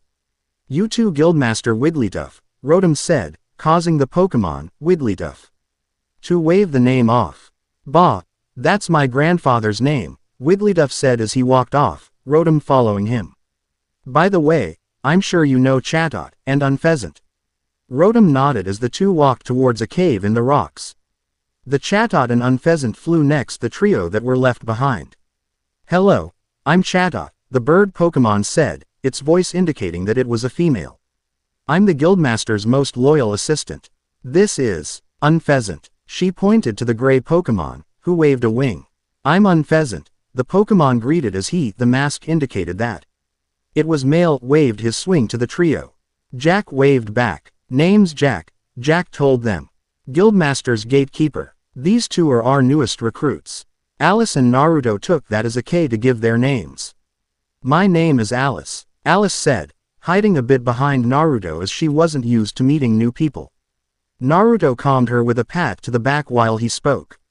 The name's Naruto. Naruto Uzumaki, Naruto told them, getting a confused look from Chatot.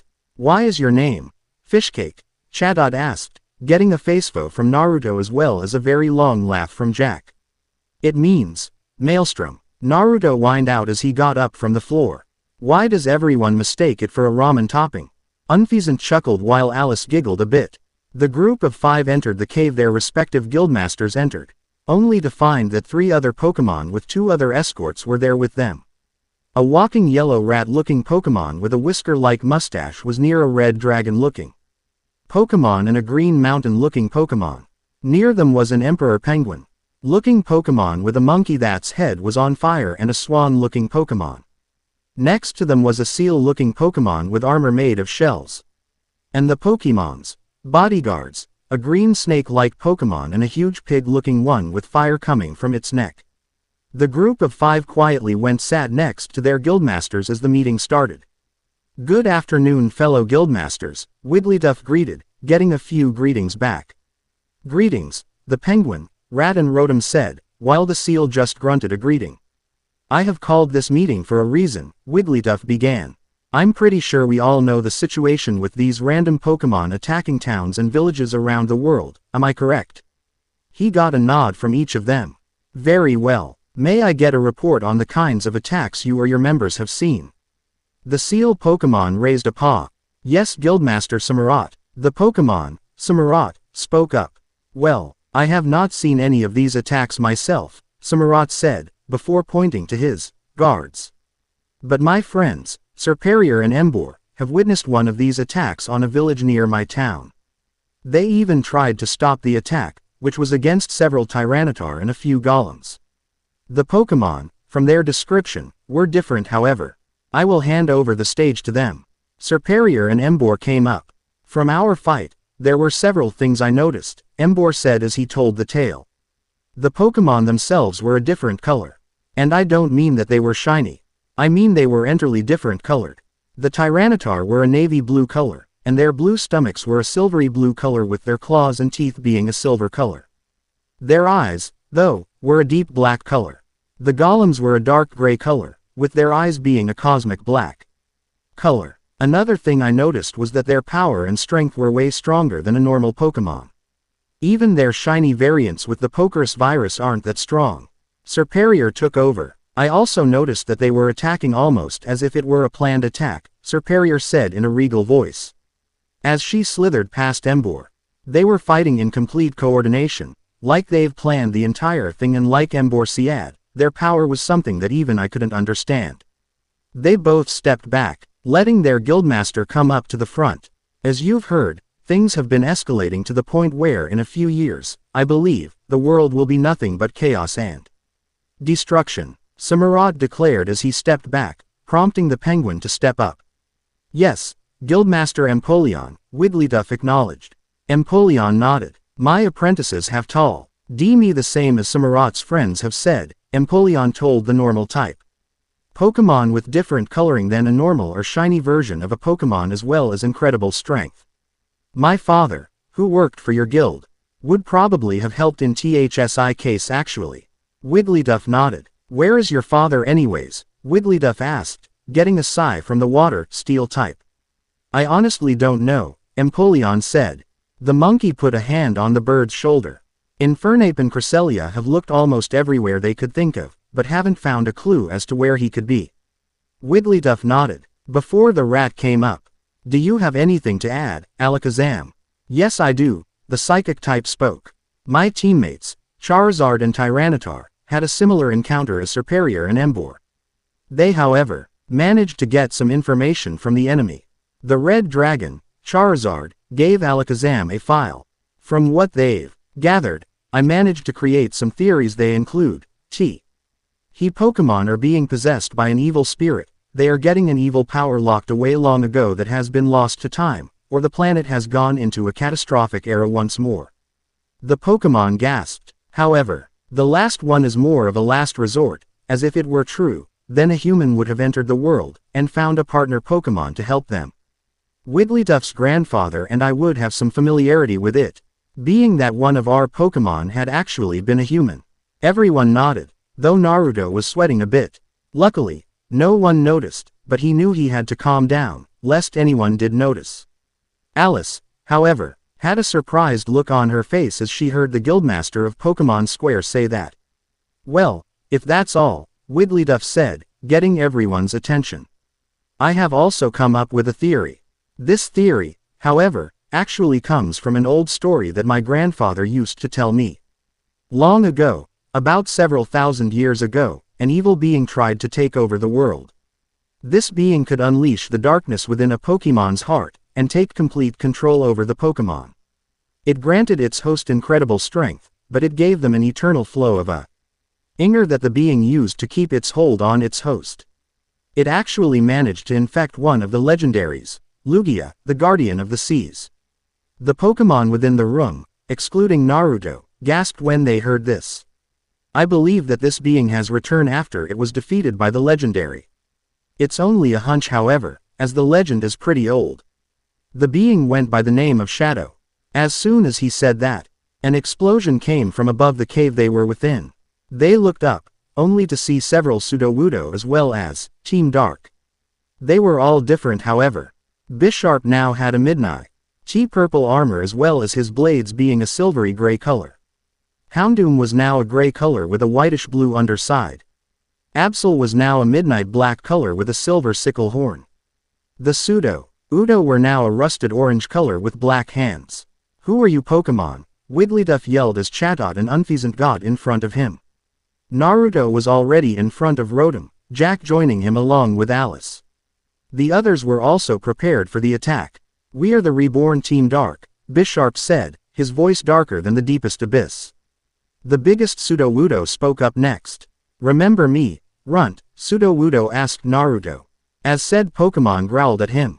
He could feel the same dark energy that Sasuke was using to fight against him at the valley. You guys fought him? Emboar asked, gaining a nod from Jack. We fought him during our journey here, Jack explained as he got ready to fight. Dark Pulse, Bisharp shouted as he formed an orb of darkness, before firing it in a spiral-like beam towards the group of Pokémon. Flamethrower, Charizard shouted as he fired of a large stream of fire at the attack. The two attacks hit the other and an explosion was seen. The dust from the attacks settled, only to show that the enemy had charged up several attacks. Shadow Wave, Houndoom shouted, as she sent waves of darkness at the group of Pokémon. Shadow Claw, Absol shouted as he raced after Jack. Shadow Strike, Bisharp shouted as he glowed purple, before he shot into the air. He then started to plummet down towards Guildmaster Rotom. Rock Slide, the Sudowoodo shouted as many boulders formed from nowhere and started to drop on the group. Thunderbolt, Rotom and Alakazam shouted as they fired off a bolt of electricity. Bone Rush into close combat, Jack shouted as he rushed towards Houndoom and Absol. Hydro Pump, Samurot's leader-like voice called out as he fired off a ton of pressurized water. Leaf Storm, Serperior called out in her regal-like voice, sending thousands of leaves and petals at the Sudowoodo. Flamethrower, Charizard, Emboar and Tyranitar shouted as one as they fired off a huge jet of flames, that then combined into an even bigger jet of flame. Wigglytuff looked around for an exit, before he spotted on nearby Chatot, Unfeasant, the Guildmaster called to his assistants, who awaited his orders. Grab Naruto and Alice. This is not the type of fight they're ready for. At least not Alice. Chatot and Unfeasant were both confused at why he said that, but followed his orders nonetheless. They ended up dragging a fidgeting Naruto and a whimpering Alice, as they followed their Guildmaster out of the meeting spot. Hey, let me go, Naruto grunted as he struggled to get out of the gray bird's talons. He got a tug for his attempt. When they were far enough away from the battle, the two were gently dropped to the ground. Naruto, Alice, Wigglytuff called to them. You two are too under-leveled for this fight. You guys may have beaten them before, but I can tell that they must have had a power boost from someone. Alice hesitantly nodded, though Naruto looked ready to go back, whether they wanted him to or not. Before Wigglytuff could add more in, an explosion had occurred a few feet away from them. They all turned to see that the Sudowoodo had followed them. Hello again, Runt, Sid whom as the boss Sudowoodo said as he pointed his tree hand at the said Pokémon. It started to glow purple as he did so. You and I, Avenue some unfinished business. With that, he rushed towards the group as the other Sudowoodo spammed their favorite attack. Rock Slide. Tons of boulders fell from portals in the air above the Pokémon as the pummeled them. Dark Arm, Sid shouted as he hit Naruto with the dark version of Hammer Arm. Naruto flew back, hitting one of the walls in the process. He slowly got up, only to see that Alice, Chatot and Unfeasant were knocked out. Wigglytuff was using Hyper Voice and Rollout to try and knock the enemies out. He was breathing heavily, signaling that the Rock Slide had hit him pretty hard. Naruto quickly ran over to the downed Pokémon, only to be stopped by one of the Sudowoodo getting past Wigglytuff. It had its arm glowing purple, and was about to strike Alice in the head. Time froze as Naruto saw the attack heading for his friend. He felt something within him unleash. He growled as a silver aura surrounded him, bringing the fight to a standstill as everyone there looked at him. Their eyes widened as they saw the aura swirling around his body, almost like a Seviper or an Arbok coiling around their prey as they suffocate them. His body slowly changed color, to where one side was cosmic black, and the other was a bright white color. Stay away from my friends, Naruto shouted out as he blurred from away from everyone's view, before he appeared in front of the Sudowoodo that was about to hit his friends. He barely touched with his finger, before the rock type was sent flying towards the other Pokémon, knocking a few of his kin out in the process. Wigglytuff was in awe at the power the pre-evolved version of Gallade was. He slowly staggered over to the boy, before getting into a fighting position. Naruto crossed two fingers and shouted out, Ninja Art. Shadow Clone Justu. The area was covered in smoke, before it dispersed to show about 50 Naruto clones, all ready to fight. Wigglytuff nearly fainted, though whether it was due to shock or exhaustion he didn't know. Naruto gave a wave of his hand, and all of the clones charged at the 15 Sudowoodo. Naruto turned to Wigglytuff and his hand glowed green. Good thing Grandma Tsunade taught me a little medical just you. He told the still-stunned Guildmaster to lay down, and then started to heal his wounds. How did you do that? Wigglytuff said, while he watched go over to Chatot and the other two Pokémon as he healed them. Naruto smiled sadly without looking at Wigglytuff. It's from a life I hope to never return to, Naruto said mysteriously. Before he silenced himself from continuing.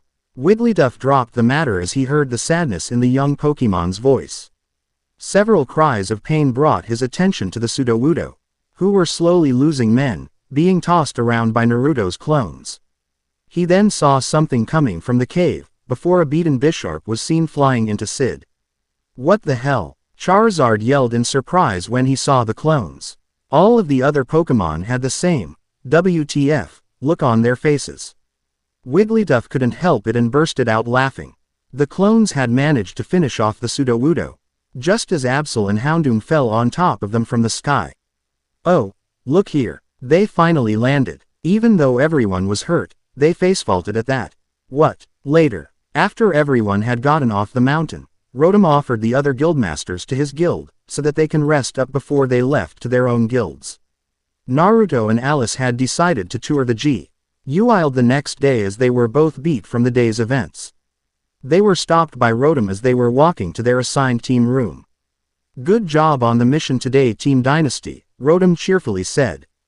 Despite the bandages wrapped around his forehead, the duo blushed from the praise as they continued to listen to their boss. You will be given a starting set of 2000 Poke, an adventure map, and a newer bag. Please wake up early tomorrow at 6 a.m. as we have a lot to discuss before the other guildmasters leave for their guilds. Especially you, Naruto. Naruto gulped and nodded while Ice shyly hid behind Naruto as Rotom's voice got a little stern. Yes sir, Naruto said as he saluted, getting a chuckle from Rotom. The duo continued their walk, before they entered their room. Once inside, the duo laid on their beds. Before silence reigned in the dark room. How did you do that stuff, Naruto? Alice asked softly, almost so that Naruto almost missed what she said. He sighed as he turned onto his side. It's complicated, Naruto said as he closed his eyes. I'll explain it tomorrow. Okay Alice. He got a yes in return before the sound of snoring came from the two. Awkward moment, meetings, and rage. Hello everyone. 'Tis I, Kairoshiro. Okay. So here is chapter 5 of When the Memories Are Gone. I do hope you enjoy. Disclaimer. Don't own Pokemon or Naruto. A silver hand, with a blade for an elbow opens up a book, showing drawings as well as writing. The hand disappears as the drawings come to life, showing up almost like a movie. 1. Kagiranai Hikari Furu, Sono Basho o Tada Mazashite Ima. Bakura wa Tabatatsu. The pictures are of two humans, fighting over a valley. They fight it out, before they change to a red-cloaked fox and a gray monster-like figure. The fox has a purple sphere while the monster has a fistful of lightning. They clash, before the fox disappears. The drawings show the fox, now a black and silver humanoid, waking up on a beach, before it looks around and spots another being like it being chased. Sakai wa ne's kuraku yurt shimao no yami ni tokita. Kanashimi ni Hikari Tomoshite. Drawings change to a building that looks like an electric ghost. The two humanoids enter the building. They come out several minutes later with a jackal-like creature as well as a creature that looks like the building. Change happens again as the quartet now on a mountain with other creatures, discussing something very important. Change happens once more as the two humanoids are now in a cave, looking at a treasure chest, before they're attacked by what looks like a blue and red dragon. Kagiri Uru Sakai Nemo, Hachinaku Yumi wa Yudoru Bokatacha wa, Baktaki no Mirai o Mamoru Tame. Unmei o, Hiri Haraki. Sono Michi o Tada Shinji Ima. Kono Sakai Chu no Negai Yori Suyoku Kimi o Mamoritai. The drawings changes to a forest of crystals, all shining with a rainbow-like color. The duo enter with the same red and blue-colored dragon as well as the jackal from before. Scene changes to the quartet finding a peculiar-looking stone, before they're attacked by the stone that turns into a purple-looking disc. Scene changes once more to a yellow mouse-like Pokemon telling them of a prophecy, in which the two humanoids gasp at. Scene changes again to a beautiful lake, which draws the duo in, before they look into each other's eyes. Bakura wa ne's. Atsuku I kite Yukuru no Tui Hibi no Yasashisa o Washiranai Kara. Scene changes to the two in a life and death battle against a Colossal blue whale-like Pokémon with red markings on it. The colors on it suddenly change to a silvery blue and a midnight purple. Scene change once more to a volcano with a suspicious-looking tower. At the top of the tower is a figure covered in the shadow, before a metal-like claw comes out. Scene change again to a town, which had the building behind it. The duo are returning, bruised and sore, but proud. The town is cheering for the two, who had changed a bit, as they walk up to the Pokémon the building is shaped after. Kagiri Uru Sakai Nemo, Hachimaku I wa Sumaru, Bokatacha wa Bokatacha no Mirai o, Shinjitaru Kanashimi ni Tachimakau Sono Sake no Kibo no Tame Su. Ikizu na Negai wa Nando Demo Suyoku Yumarikawaru Kara. The drawings are now on a tower, higher than the clouds themselves. The two, now changed even more, were arriving there on a green Drago. N-like Pokémon as they were attacking other dragon-looking Pokémon. The silver one fired of a purple moon-shaped attack, while one of the dragon Pokémon fired of a yellow beam. The two attacks met and everything is covered in smoke. When the smoke clears, the duo were inside the tower, climbing up to the top as they attacked any Pokémon that got in their way. The silver one jumps on a red and blue looking Pokémon that was about to attack the green one. Hikari Furu Asa ga Kuru. Isu Beki Kono Sakai ni Su. Bakura wa Yumareta. The two are now attacking a black horse-like creature as well as a purple dragon-like creature. The two are joined with the Pokémon that the building represents as well as the green dragon. The four launch their strongest attacks at the duo, who fire of a yellow beam of energy and a black ball of darkness. Explosions are created as smoke caused by the attacks block everyone's view. The smoke clears to show that the quartet are hurt, but had managed to defeat the two Pokémon. The quartet turn to leave, but the now white horse asks the silver one to stay for a bit. Scene changes to outside of the tower, as they were flying down towards a floating island. The Sylv R suddenly grunts in pain as his body starts to release yellow particles. The green one and the floating Pokémon look at the silver one in worry and question. He smiles sadly as he starts to disappear. He tells them everything, causing the two to gasp, while the green dragon let out a concerned sigh. The green Pokémon wraps her arms around the silver one, and cries into his shoulder, desperately trying to make him stay. The silver Pokémon disappears with a smile on his face, just as the trio made it to the island. Doko made mo. Kanashimi wa koit yukaru Bokatacha wa. Bokatacha no. Sakai o Ishiteru kage uru. Sakai Nemo. Hachinaku Hikari wa Furu Su. Bakura no Mirai wa Itsu made mo Suyoku Kajayaki Suzukaru. Scene goes to the human, now back in his world, looking into the waters of the valley in sadness. He looks up in time to see a figure with silver hair, followed by another one with blonde hair. A man with white hair appears behind him, causing the human to smile sadly at the three. Scene goes back to the green humanoid Pokémon, who is crying at the same beach that the human appeared from. The human can somehow hear her wails, and tries to escape from the silver-haired man's grip. He manages to escape and jumps into the waters of the valley, just as a beam of light hit the very spot he landed in. He starts to float up, and smiles sadly at the three humans, who are calling for him to come back. He shakes his head, and falls unconscious as the light disappears. Back at the beach, the green humanoid was being comforted by a black and blue dragon Pokémon, before a light show happens behind them. They look, just as the light disappears and shows the silver humanoid. He awakens and looks in their directions, before smiling. The green humanoid looks at him in disbelief, before tears appear in her eyes as she flung herself at him. The silver one comforts her while the dragon watches with a smile in her face. Scene changes back to the book, just as the drawings change to a family made up of the duo and two little humanoid Pokémon, an orange one and a blue one as well as a platinum-colored nine-tailed fox. The camera pans out to show the same silver being closing the book with a smile on his face. Before a hand wrapped around his arm, he turns to face the green humanoid as he wraps his arms around her waist, while the two smaller humanoids came in and hugged his feet, his hands going over their backs. The fox comes in with a sheepish grin as he sits next to the family. The silver one smiles at this, before the scene fades away. Naruto groaned as the light of the sun washed over his body, including his face. He was having such a nice dream, an endless bowl of ramen being made just for as he was crowned emperor of the ramen empire. Oh tilde, such a nice dream. Naruto briefly wondered if he could go back, but gave up when the sun didn't hold back. He sighed as he got up and started to do his morning routines. It was amazing how fast he was adjusting to the life here in this world. Especially since he arrived 3 days ago. He opened the door to the bathroom, not noticing 3 things. 1. His partner was not in her bed. 2. The light to the bathroom was on, and 3. Someone's voice could be heard within the bathroom. Time seemed to stop for Naruto and Alice as they stared at each other wide-eyed.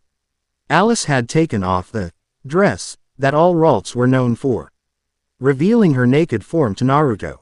Another thing was the fact that she was. Naruto started to apologize faster than Lee could run with his weights off and 3 of the gates opened. The nosebleed came and Naruto flew back, red in the face and his eyes swirled. Alice was blushing so hard, you could feel the heat coming from her face. She quickly used her psychic power to close the door and she quickly got into the shower. They both knew one thing, the morning would very awkward.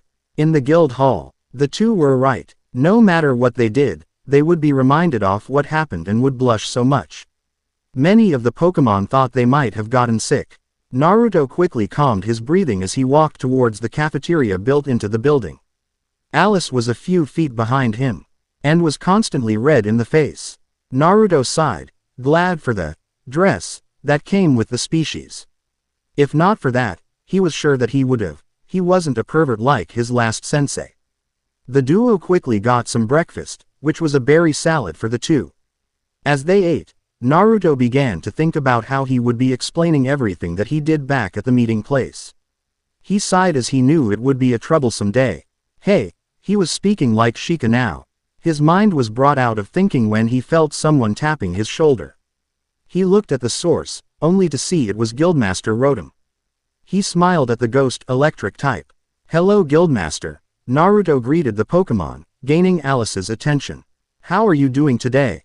Rotom smiled at the two. Well, the day has just started. But so far it's great, Guildmaster Rotom said cheerfully as he did an aerial backflip. Naruto and Alice smiled at the Pokémon antics. Naruto sighed. Well, I guess we should meet the other guildmasters and talk about yesterday, huh? Naruto asked, kinda uncomfortable at the fact he would have to explain how he did those techniques. It would be kinda hard, and I didn't want to tell them that he was a human. Used to be, he thought to himself. Rotom nodded. Yup, come on, let's go, Guildmaster Rotom said as he led the duo towards his chambers. He then turned to the two. Another thing. Anything and everything that is said or done in that room is kept silent until I say so.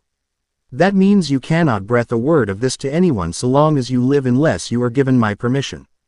Am I clear? Naruto nodded as did Alice. Rotom smiled. All right then, let's go in. The trio entered the room, and the two rookies could see that everyone was there. Rotom cleared his throat. Let's get down to business. No. The others nodded. All of them turned towards Naruto, causing him to sweat drop. Let's start off with Naruto here. I'm sure I speak for everyone when I asked, how were you able to perform those techniques you used? They are unlike any that we've seen. Naruto started to sweat a little. As he was about to speak a lie, he heard a voice in his head. Do not be afraid to tell them the truth, Naruto, Naruto heard in his head. The voice sounded like Arceus, the former human thought, not wanting the others to know about him yet.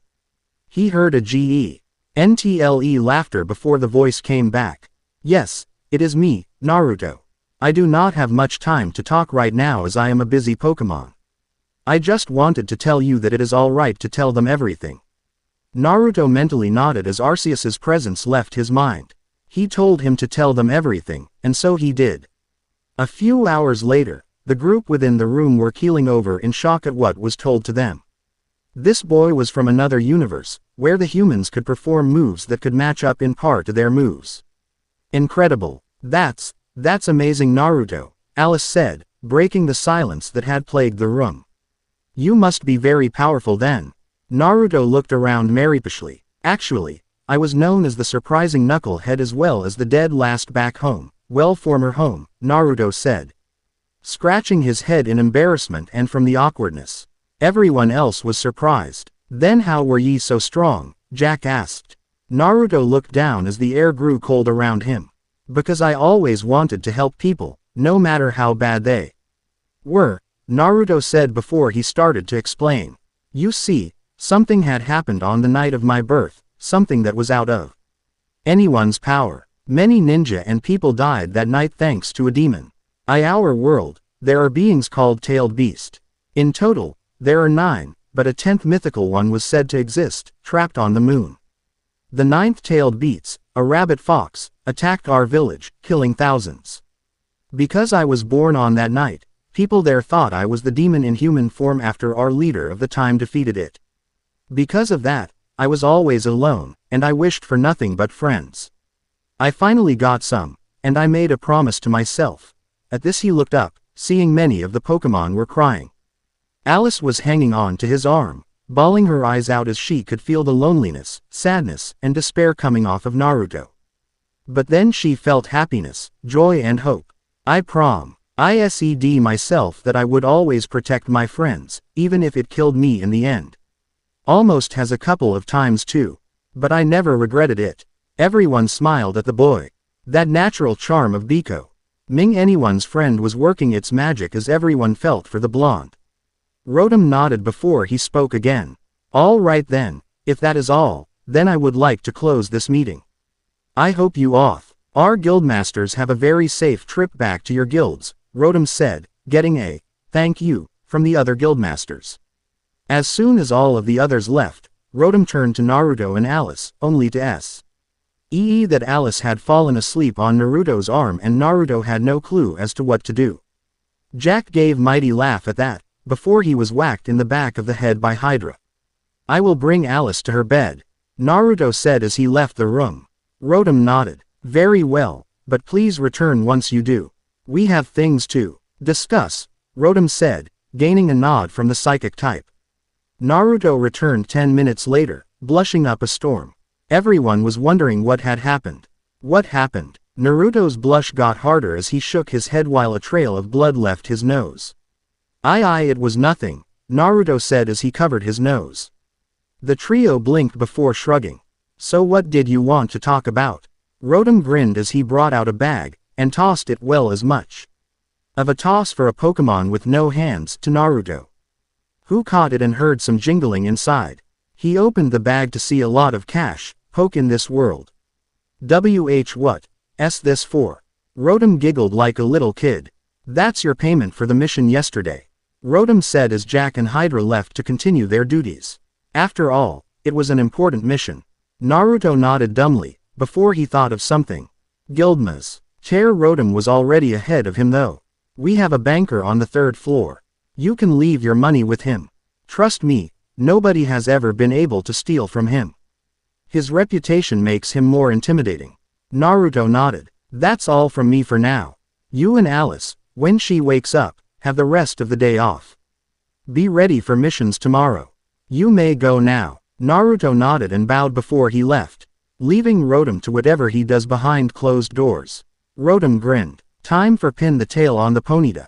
If one were to walk by the guildmaster's door, they could swear they heard a party in there. Naruto sighed to himself as he walked towards the 3rd floor.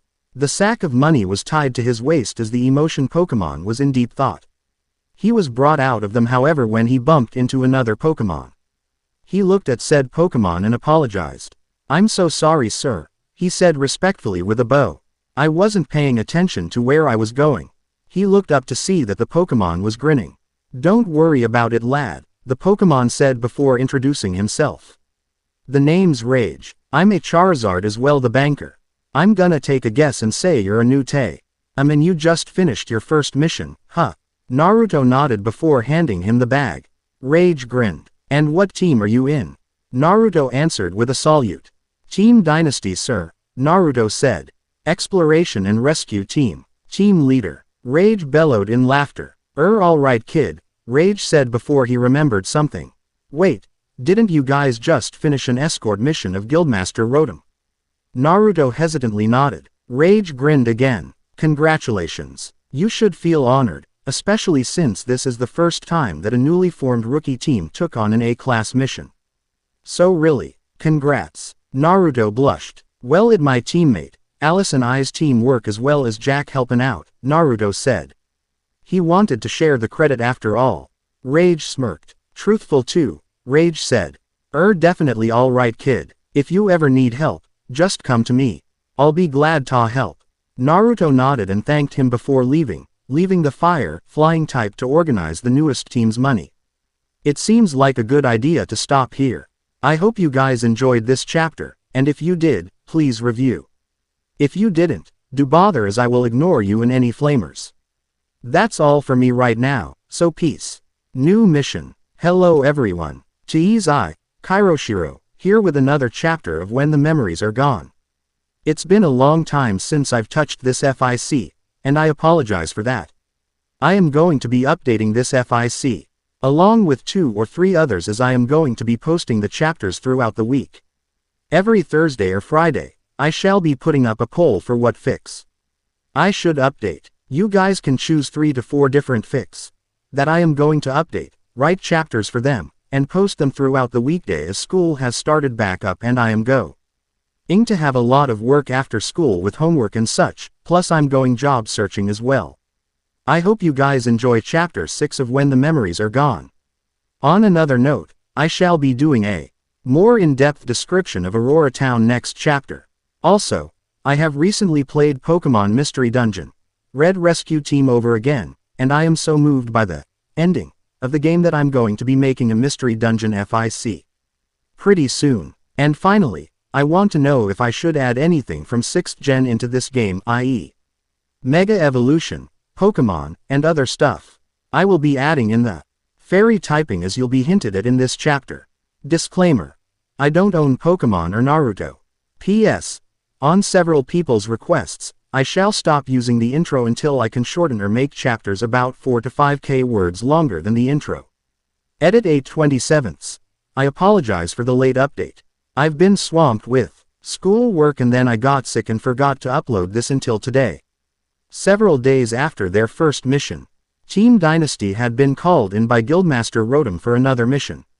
The duo had been using the time they had off to train a bit more in the moves that they knew as well as to increase their teamwork. They worked on coordinating attacks to make powerful combos as well as working on one-on-one in case they were separated. Naruto really wanted to make sure that a situation like at Lppies, Naruto had began to train in chakra exercises and spammed shadow clones to help. He may have been an idiot and the dead last, but he was a really quick learner. He also had begun training in the Rasengan in doing it single-handedly, and he hopes that since he was now a psychic type, that he could recreate the Rasengan through the use of psychic powers. Alice had been training in meditation and concentration to help power up her psychic attacks.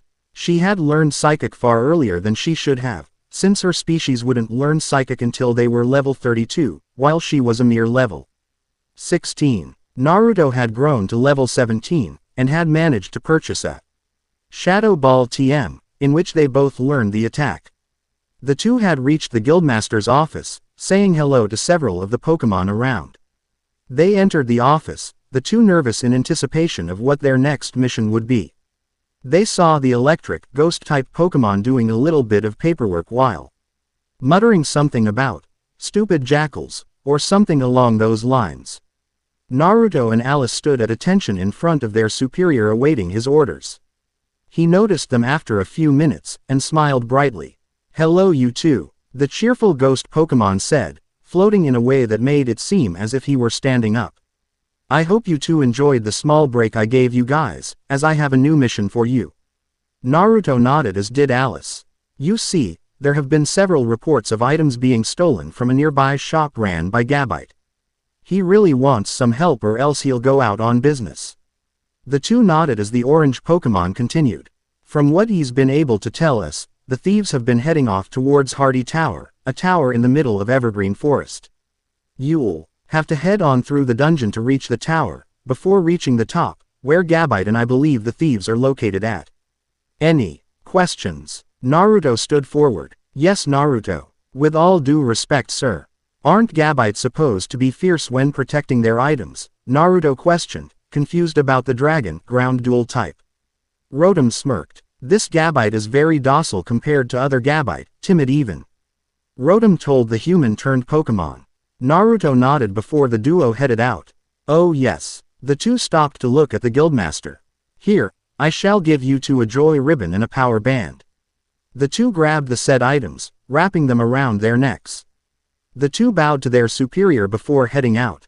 Aurora Town. The two psychic Pokémon were walking throughout the small town, trying to find the Gabite shop. They wanted to get a little more information on the thieves to better assess the situation. While they were looking, Naruto was off in his own world. Why? The psychic type thought, a small blush appearing on his face. Why do I feel this way around her? Naruto shook his head as a particular thought crossed his head, resulting in a small nosebleed. He quickly wiped the blood away, making sure no one saw a thing, just as they arrived at the Gabite shop. They walked up to the open-ended shop that was shaped like a Garchomp's fin in the ground. They saw a blue Pokémon with a red belly brooming around the small place. The Pokémon looked up when he felt several presences. He panicked before he calmed down when he saw the exploration badges. He walked up to the counter and greeted the two feeling Pokémon. Hello there, and welcome to Gabite's shop, Gabite said, smiling happily. Gabite is assuming that Guildmaster Rotom sent you two to help Gabite with the thief problem. Naruto nodded to the dragon, ground type's question. Yes, Guildmaster has sent us to help you by catching those thieves and having them pay for the items they've stolen, Naruto told the cave Pokémon. Alice had gotten out a notepad for any information that they could receive from the Pokémon. Could you describe the Pokémon that have stolen from you? Gabite nodded as he retold what they looked like. Well, one of them looked like a little mouse-like Pokémon, Gabite said. It was a golden color and looked like it could dig really well. The next one had to be a ghost type with how it could phase in and out of walls. The last one was an obvious female as she had used Attract on me. He blushed here, while Naruto and Alice sweat dropped. They then looked to one another and nodded. Thanks for the information, Mr. Gabite sir, Alice politely told the kind shopkeeper, who waved it off. Anything to get back at those villainous Pokémon, the Gabite said, he seemed to have withdrawn within himself as he finished the sentence. The two were confused by the action, before they shrugged and went off towards Evergreen Forest. Evergreen Forest. The two had finally made it into the dungeon. Naruto suspected many grass and bug types will be in the forest, since it is a forest after all. The two had plenty of items between them, which included Oron berries, several reviver seeds, a few max elixirs, a few big apples and gold gummies, etc. The two nodded to one another before entering the dungeon. Evergreen Forest. 1F. Naruto and Alice looked around the area they were in, before heading off into a random hall. They picked up a few poke that were around, before heading into the next room. When they entered, they were attacked by bullet seeds. He too dodged the majority of the attack, but were hit a few times. They looked at the assailant, which happened to be a Shroomish. Shadow Ball. Naruto shouted as an orb of purple mist shot at the grass type, fainting it. They continued on to another room, where they found a lot of poke and a few gravel rocks. They noticed a set of stairs and headed towards them. Evergreen Forest. 2F. The duo looked around the area, making sure there was no one around, before picking up a few orbs. As they went about walking around to find the entrance to the next floor, the two were talking to one another. So what kind of Pokémon do you think we could be facing? Alice asked her partner, who had just picked up some poke. Honestly, they'd be rich by the end of the mission if this kept going. Naruto. Dian thought as he thought over the question. Well, the first one seems to be a Sandshrew, based on the description, Naruto answered. The second and third one I really couldn't answer as there are many different ghost types in the world. The last one is what I'm worried about. Gabite didn't even see what kind of Pokémon they were, so we're blind there. Alice nodded as she walked closer to her paw. RTNER as they headed into yet another hall, before she used Psychic on a Venonat that thought it could sneak up on them. She could feel some strange emotion come off of Naruto as she brushed up against him. The two blushed when that happened, before they came upon the room with the entrance to the next floor. Evergreen Forest. Midway point to Hardy Tower. The duo had just reached the center of the forest, which was known as the midway point. They had gone through 8 other floors, attacking many other Pokémon that had tried to stop them. Naruto had grown to level 19 while Alice had gone up to 18. They looked at the giant tower that was in front of them, before they headed through the double doors. Hardy Tower. 1F. Naruto and Alice were immediately attacked as soon as they entered the Hardy Tower. A few lampoons were around the duo, firing off shadow balls. The two began jumping around while firing off their own shadow balls. They hit their marks, feinting the attacking ghost fire types. Naruto and Alice each took an Oran berry as they headed towards the stairs that were in same room that they were. Hardy Tower. 9F. The two had reached the top of the tower. With all the enemies that they had fought along the way, they were running low on supplies. They only had a few elixirs left, about 2 Oran berries, which they ate, a few big apples left, and the orbs that they collected, which were an escape orb, an all power-up orb, a faux seal orb, and a few health orbs. The duo had grown to level 23 for Naruto and level 22 for Alice. There were a lot Pokémon that had tried to stop them. The two walked to the center of the room, looking around for any sign of the 3 thieves. Suddenly, the lights had gone out, causing the two to shout out in surprise. Alice had even clung to Naruto from fear, getting a blush from the human-turned Pokémon. The lights kicked back on to show 3 Pokémon. On of them was a golden mouse-looking Pokémon with a brick-like hide. The next one was a Phantom-like Pokémon with 2 hands that were separate its body. The final one was a cream-colored fox. Naruto and Alice deduced these were the miscreants. They got into battle-ready positions. Well, the cream-colored fox said, as it was the tone of voice, smirked. It seems old Gabite finally got some sort of backbone. I guess you guys are here to take us down, Naruto and Alice stayed silent, though Alice was quivering slightly. The fox caught onto this however. One of them is so scared right now. She began laughing along with the other 2. Alice felt tears burning at her eyes as they taunted her. Naruto however felt anger, though squashed it down for now in favor of comforting Alice. He placed a hand on her shoulder, getting her to look at him. He smiled, getting her to do the same as well.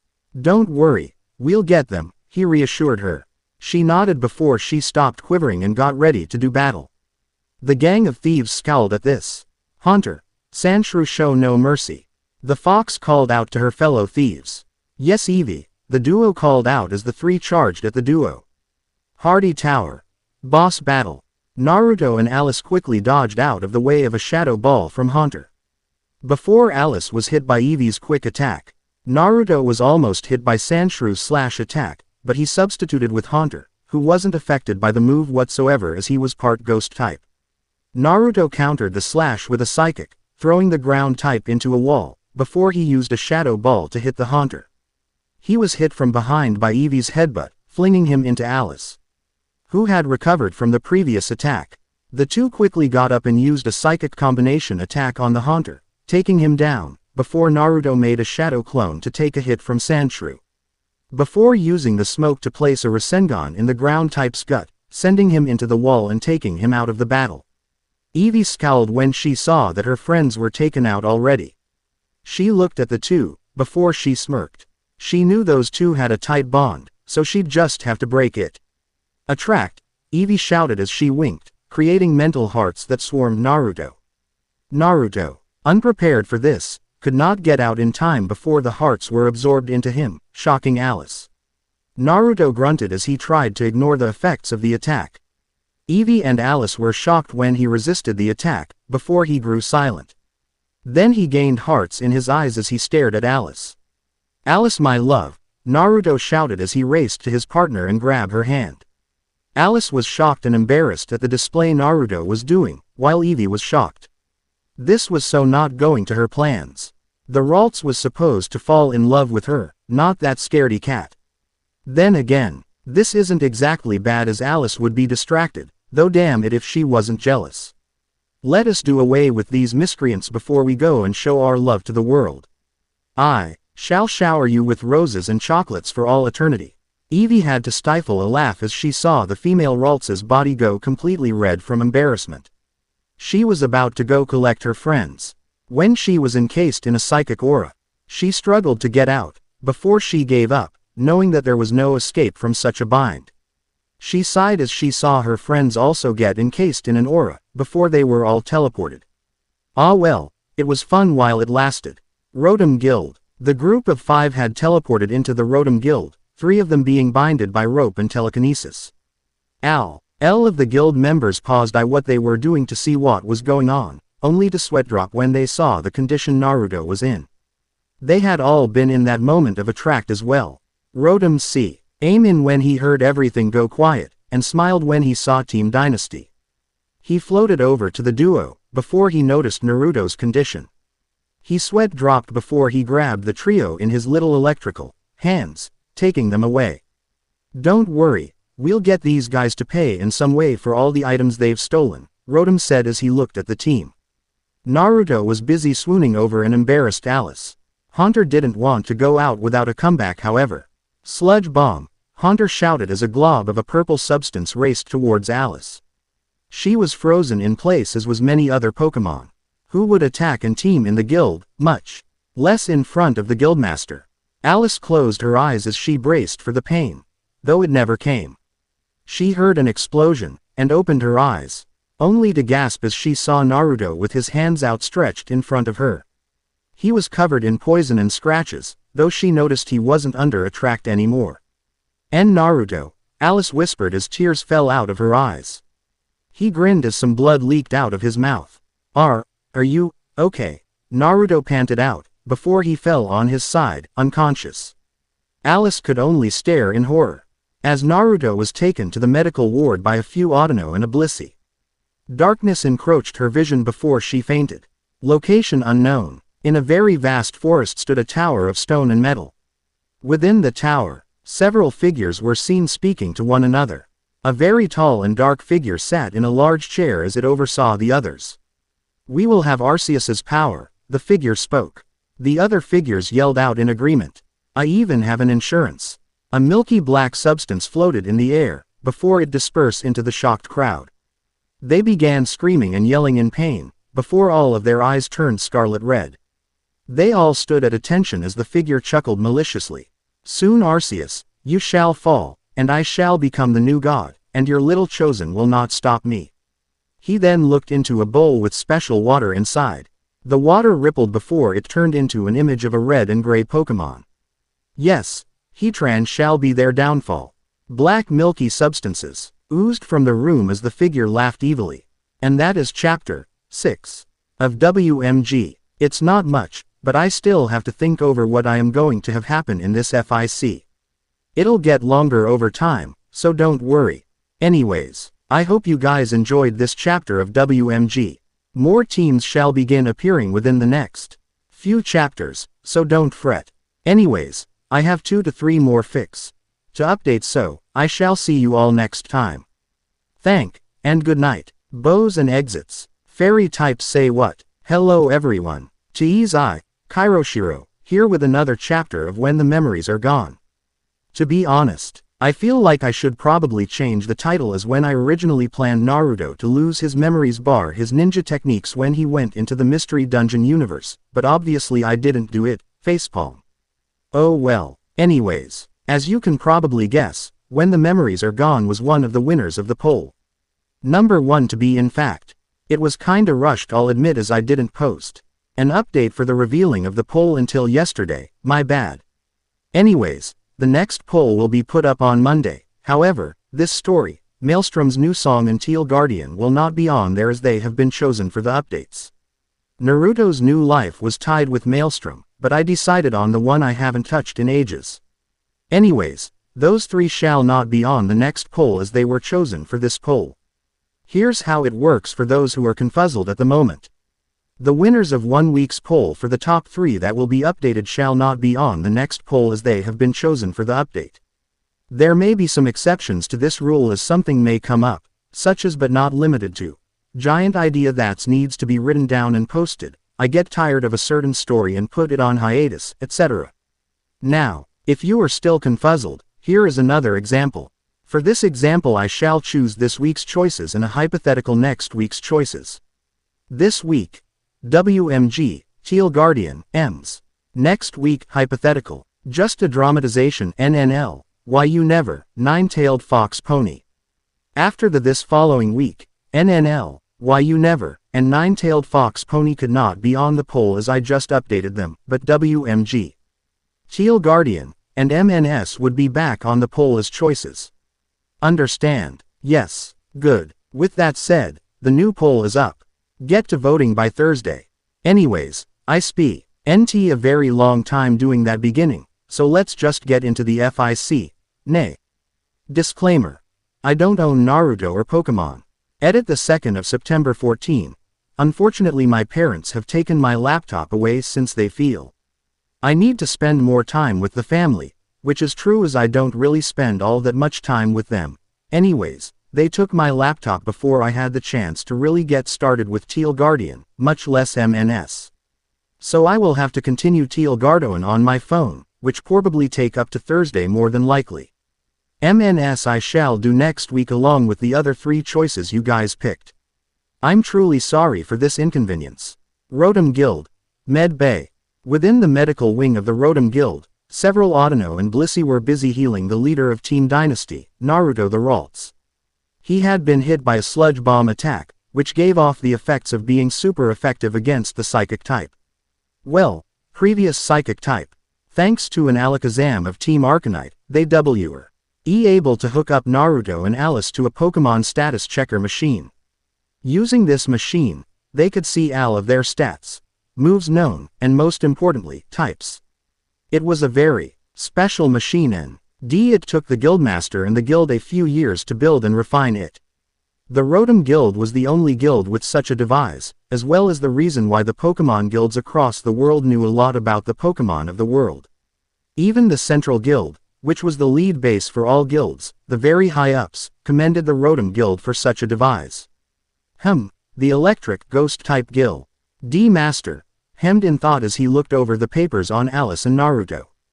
Alakazam was also there, looking over the leader's shoulder, recording everything he saw on the paper with his mind as he and his species had IQs of over 5,000.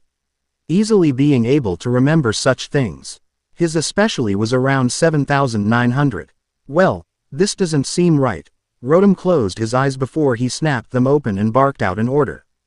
Get me the leader of Team Grace right now. A random Cherim scrambled about as she ran off to get the leader of the said team. A few minutes later, a humanoid figure with what looked like a dress came in. Their blue hair shining a bit. You wanted to see me, Guildmaster, the figure said, the tone of voice signifying a female. RHM nodded as he pointed at a seat next to the PSCM. She sat down as RHM and Alakazam proceeded to tape a white cloth onto her arm. We are just wondering something about a scan from an exploration rescue team that were recently admitted to the medical ward. RHM said as he activated the machine. The machine whirred to life before it began scanning the female's status. It dinged as information was displayed on the screen. Name, enemy gender, female species, Gardevoir. Type, psychic unknown level, 80. Moves. Upon request, tester has locked out moves Team Grace. RHM sighed as he printed out the report. The Pokémon, enemy, looked at the Guildmaster in confusion as Alakazam took down some notes. So it's you two, huh? RHM muttered as he placed the reports down on the table for the Gardevoir to see as well. She saw the names on the 2 other reports, and her eyes widened when she saw that they were Ralts. Name, Naruto. Gender, male species, Ralts. Type, psychic unknown level, 24. Moves. Upon request, tester has locked out moves Team Dynasty. Name, Alice. Gender, female species, Ralts. Type, psychic unknown level, 23. Moves. Upon request, tester has locked out moves.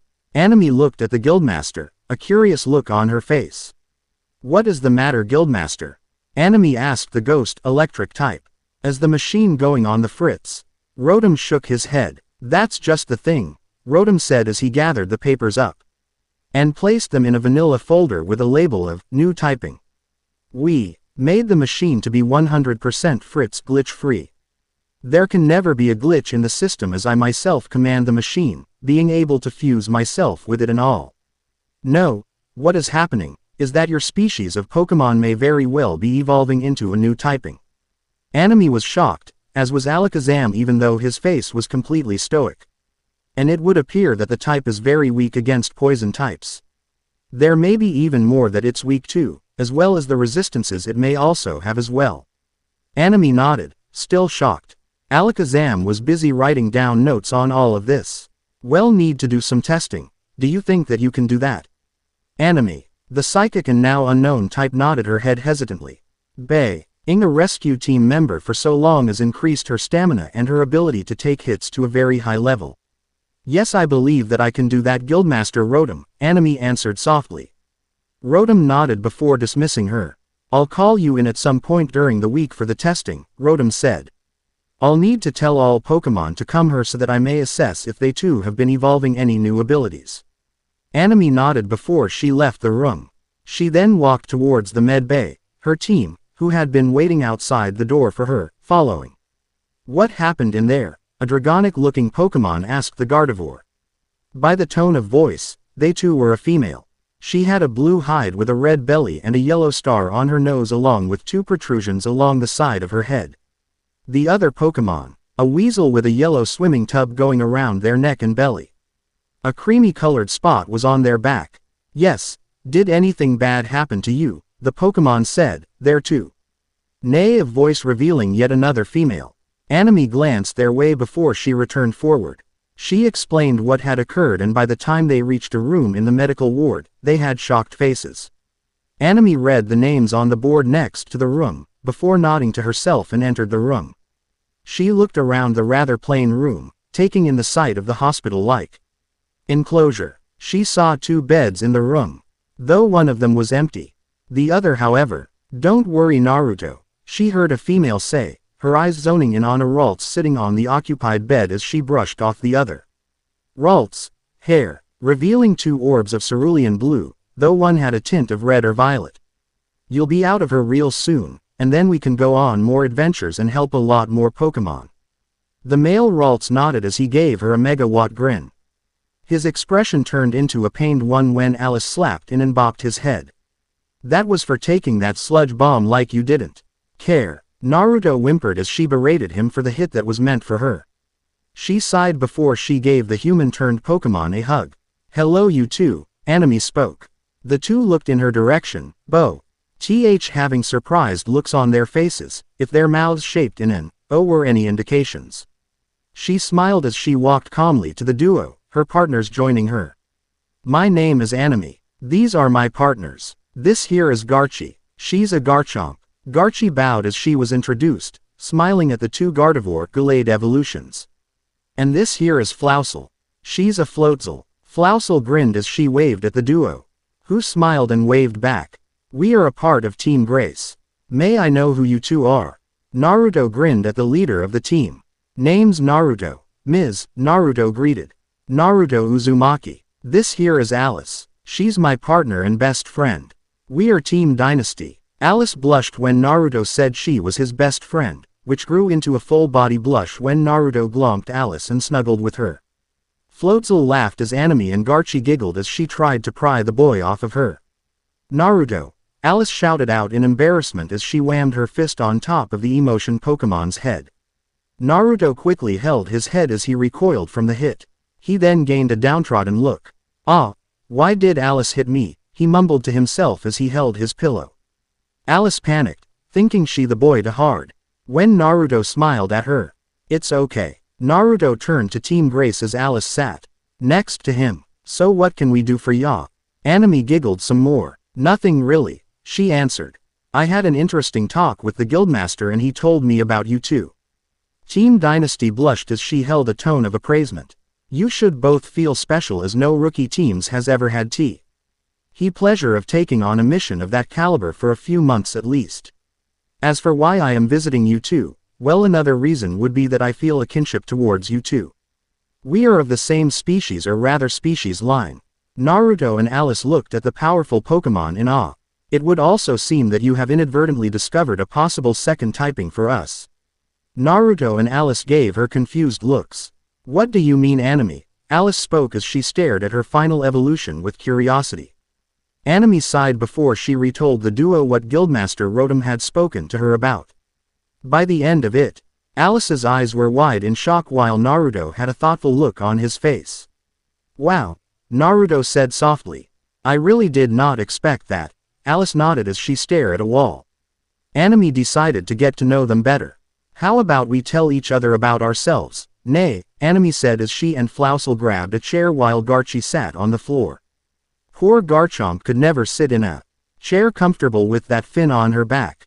Naruto and Alice agreed, and for the rest of the day the two teams decided to get to know each other. A few days later, it's been several days since Team Grace had introduced themselves to Team Dynasty. Naruto had finally been released from the medical wing, much to his relief, if him hugging the freaking wall outside of the medical wing was a hint. Alice chuckled nervously with a small blush on her face as she saw several teams look at her leader with odd looks. Then a Scizor came over and patted his back. Don't worry my fellow hospital hater, the Scizor said as he stretched his arms and claws into the air. We know the pain of waiting in a hospital bed for what feels like eons too. U.S. Naruto looked at the bug, steel type, nodded and proceeded to hug him. The pincer Pokémon doing the same as the two shed anime tears from the horrors of sitting in a bed doing nothing all day. Many teams were looking at the odd duo with sweat drops on their heads. Before they cringed when Alice grabbed the two using her telekinesis and threw the two into walls across the building. She then walked over to Naruto, grabbed him and pulled him out, and leaned in to whisper something to him. Everyone saw him pale before he nodded furiously. Good, the emotion Pokémon said in a sickly sweet voice, causing many of them to cringe. She then dragged the still pale leader off to another room, leaving the medical ward completely. Many teams literally jumped out of the way as she was releasing a very intimidating aura around her. A bit later, the two were outside of the Guildmaster's chambers. They knocked twice on the door and entered when they heard the confirmation. When they entered the room, they saw Guildmaster Rotom was looking over some paperwork with a critical eye and a serious expression on his face. They had confused looks on their faces as they sat down in front of the Guildmaster. Hello you two, Rotom greeted the two with smiles as he put the paperwork down to talk with them. They gave him a smile in greeting. Well, what can I help you with? Well, we would like to know if there is a mission we can do, or if there's anything we can do here, Alice spoke. Getting a thoughtful look from Rotom. Well, I don't really have much for missions as all the other teams have been taking care of those, Rotom said, getting a downcasted look from the two. Well, you could always help with the chores and other stuff that need to be done in the guild. Heck, I could probably get you two to man the gate. Jack has been complaining about wanting a break. Even if he's joking about that, Naruto and Alice thought it over. Well, do you wanna do that, Alice? Naruto asked the emotion Pokémon. Alice looked at him questioningly. Why are you asking me? Alice asked him. You're the leader after all. Naruto shook his head while Rotom watched the exchange. I may be the leader, Naruto started, but the rest of the team has a bigger part than me. After all, we are a team, and we make decisions together. Alice looked at her leader in awe, before she smiled. Well, if you're up to it, then I'll be fine with helping, Alice said as she turned to Rotom, Naruto doing the same. Before the two nodded, Rotom smiled at Team Dynasty, mostly Naruto. More team leaders needed to be like him, taking the whole team's ideas into consideration. He shook his head from the thought before he stamped some papers to officially let them man the gates for the day. He gave them the papers and they thanked him. By the way, we did some tests on Anime and by proxy you as you are of the same evolutionary line. We found some very interesting things. The two were paying rapt attention to the Guildmaster, who was glad that they were paying attention since this could save them in the future. As you know, when Naruto was hit by that sludge bomb, the hit did more damage than it would usually do. That is what is known as a super effective hit. What was odd about it, however, is that psychic types are not weak against poison types, not by a long shot. So we hooked you up to the Pokémon Status Checker machine, or the PSCM, and we found out that you have An unknown typing on top of the psychic typing you have. This typing is weak to poison and steel, but can resist dark, fighting, bug, and is immune to dragon. This typing can't hit poison, steel, and fire types very hard however. Naruto and Alice both reeled at the information that they were just given. So, we have a lot more weaknesses, but at the same time, several more resistances, Naruto asked. Getting a nod from the guildmaster. It has also been discovered that several other Pokémon have this typing, have changed from one typing to this new one, as well as being able to evolve into this typing, Rotom informed them. What is this typing called, if you don't mind me asking? Alice asked her superior. He grinned cheekily. Well, the Central Guild, which is the boss of us guildmasters, have deemed the new typing to be named. Rotom paused her for dramatic effect. The fairy type. Naruto and Alice were stunned at the new type name. Naruto suddenly gained a depressed look as he went into the corner. A dark thundercloud hovered over him as he twirled his fingers in circles. Alice however had sparkles in her eyes, which the guildmaster found kinda creepy as he could see them. Sweat dropped at Naruto's reaction to the name though. This is embarrassing. The guys back home would never let me live it down, Naruto muttered as a thought bubble appeared showing all of Naruto's friends laughing at him when they heard about this. He shuddered before he shook his head and stood at attention.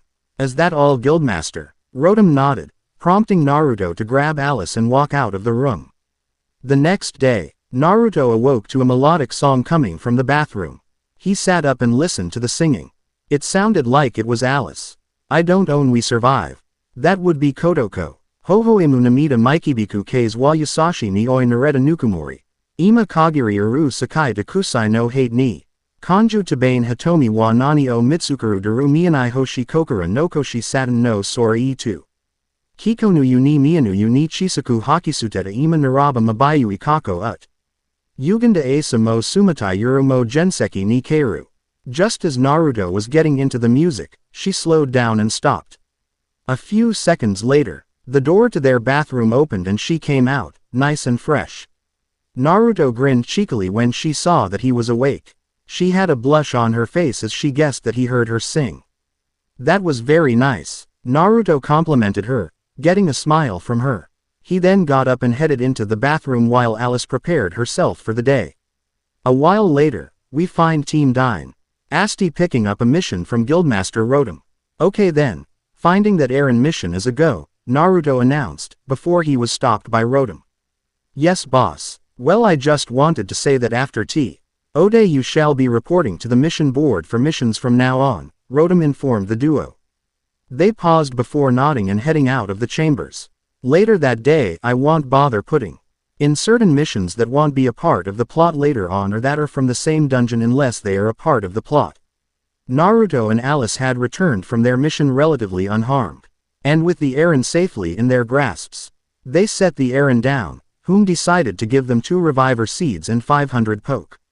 Thanks so much for helping Team Dynasty, the Eren told the two, who nodded in return. He then shuffled a bit. The two were confused at the Eren's behavior. What's wrong, Eras? Naruto asked the Eren, whose name was Eras. The steel rock type fidgeted a bit more. Well, I was wondering if I could. Oh, why is this so hard? Eras said nervously. He took a deep breath before he yelled out really fast. Can I join your team? Naruto and Alice blinked in a confused manner. The shouting had caught the attention of the other guild members including Guildmaster Rotom, who began floating over to see what was up. What was that, Eras? Alice spoke softly, wondering what he said. Eras gained a ting of pink as he realized what he did. I was wondering if IC could join your team, Eras asked the duo, getting a shocked lot from the two. Rotom, whom had just got to their location, looked absolutely giddy. Yay, new friends! Rotom cried out, scaring the crap out of the trio, whom had just now noticed the ghost electric type. So will you be accepting his request, Naruto? After all, as team leader, it is your decision in whether or not he joins or not. Naruto had a questioning look to his face. What do you mean by that, Guildmaster Rotom? Naruto asked the Guildmaster. I was unaware that Pokémon could join our group. Is that natural? Rotom nodded eagerly as he brought out a notebook with badly drawn stick figures of Naruto, Alice, and Eras. Weird. Well, you see, whenever you go into a dungeon, Rotom began explaining. Whenever you defeat a Pokémon, they may respect your strength enough to where they want to join you. A crudely drawn Team Dynasty was seen beating a Caterpie. The Caterpie had an exclamation mark before it was shown to be asking it to join Team Dynasty.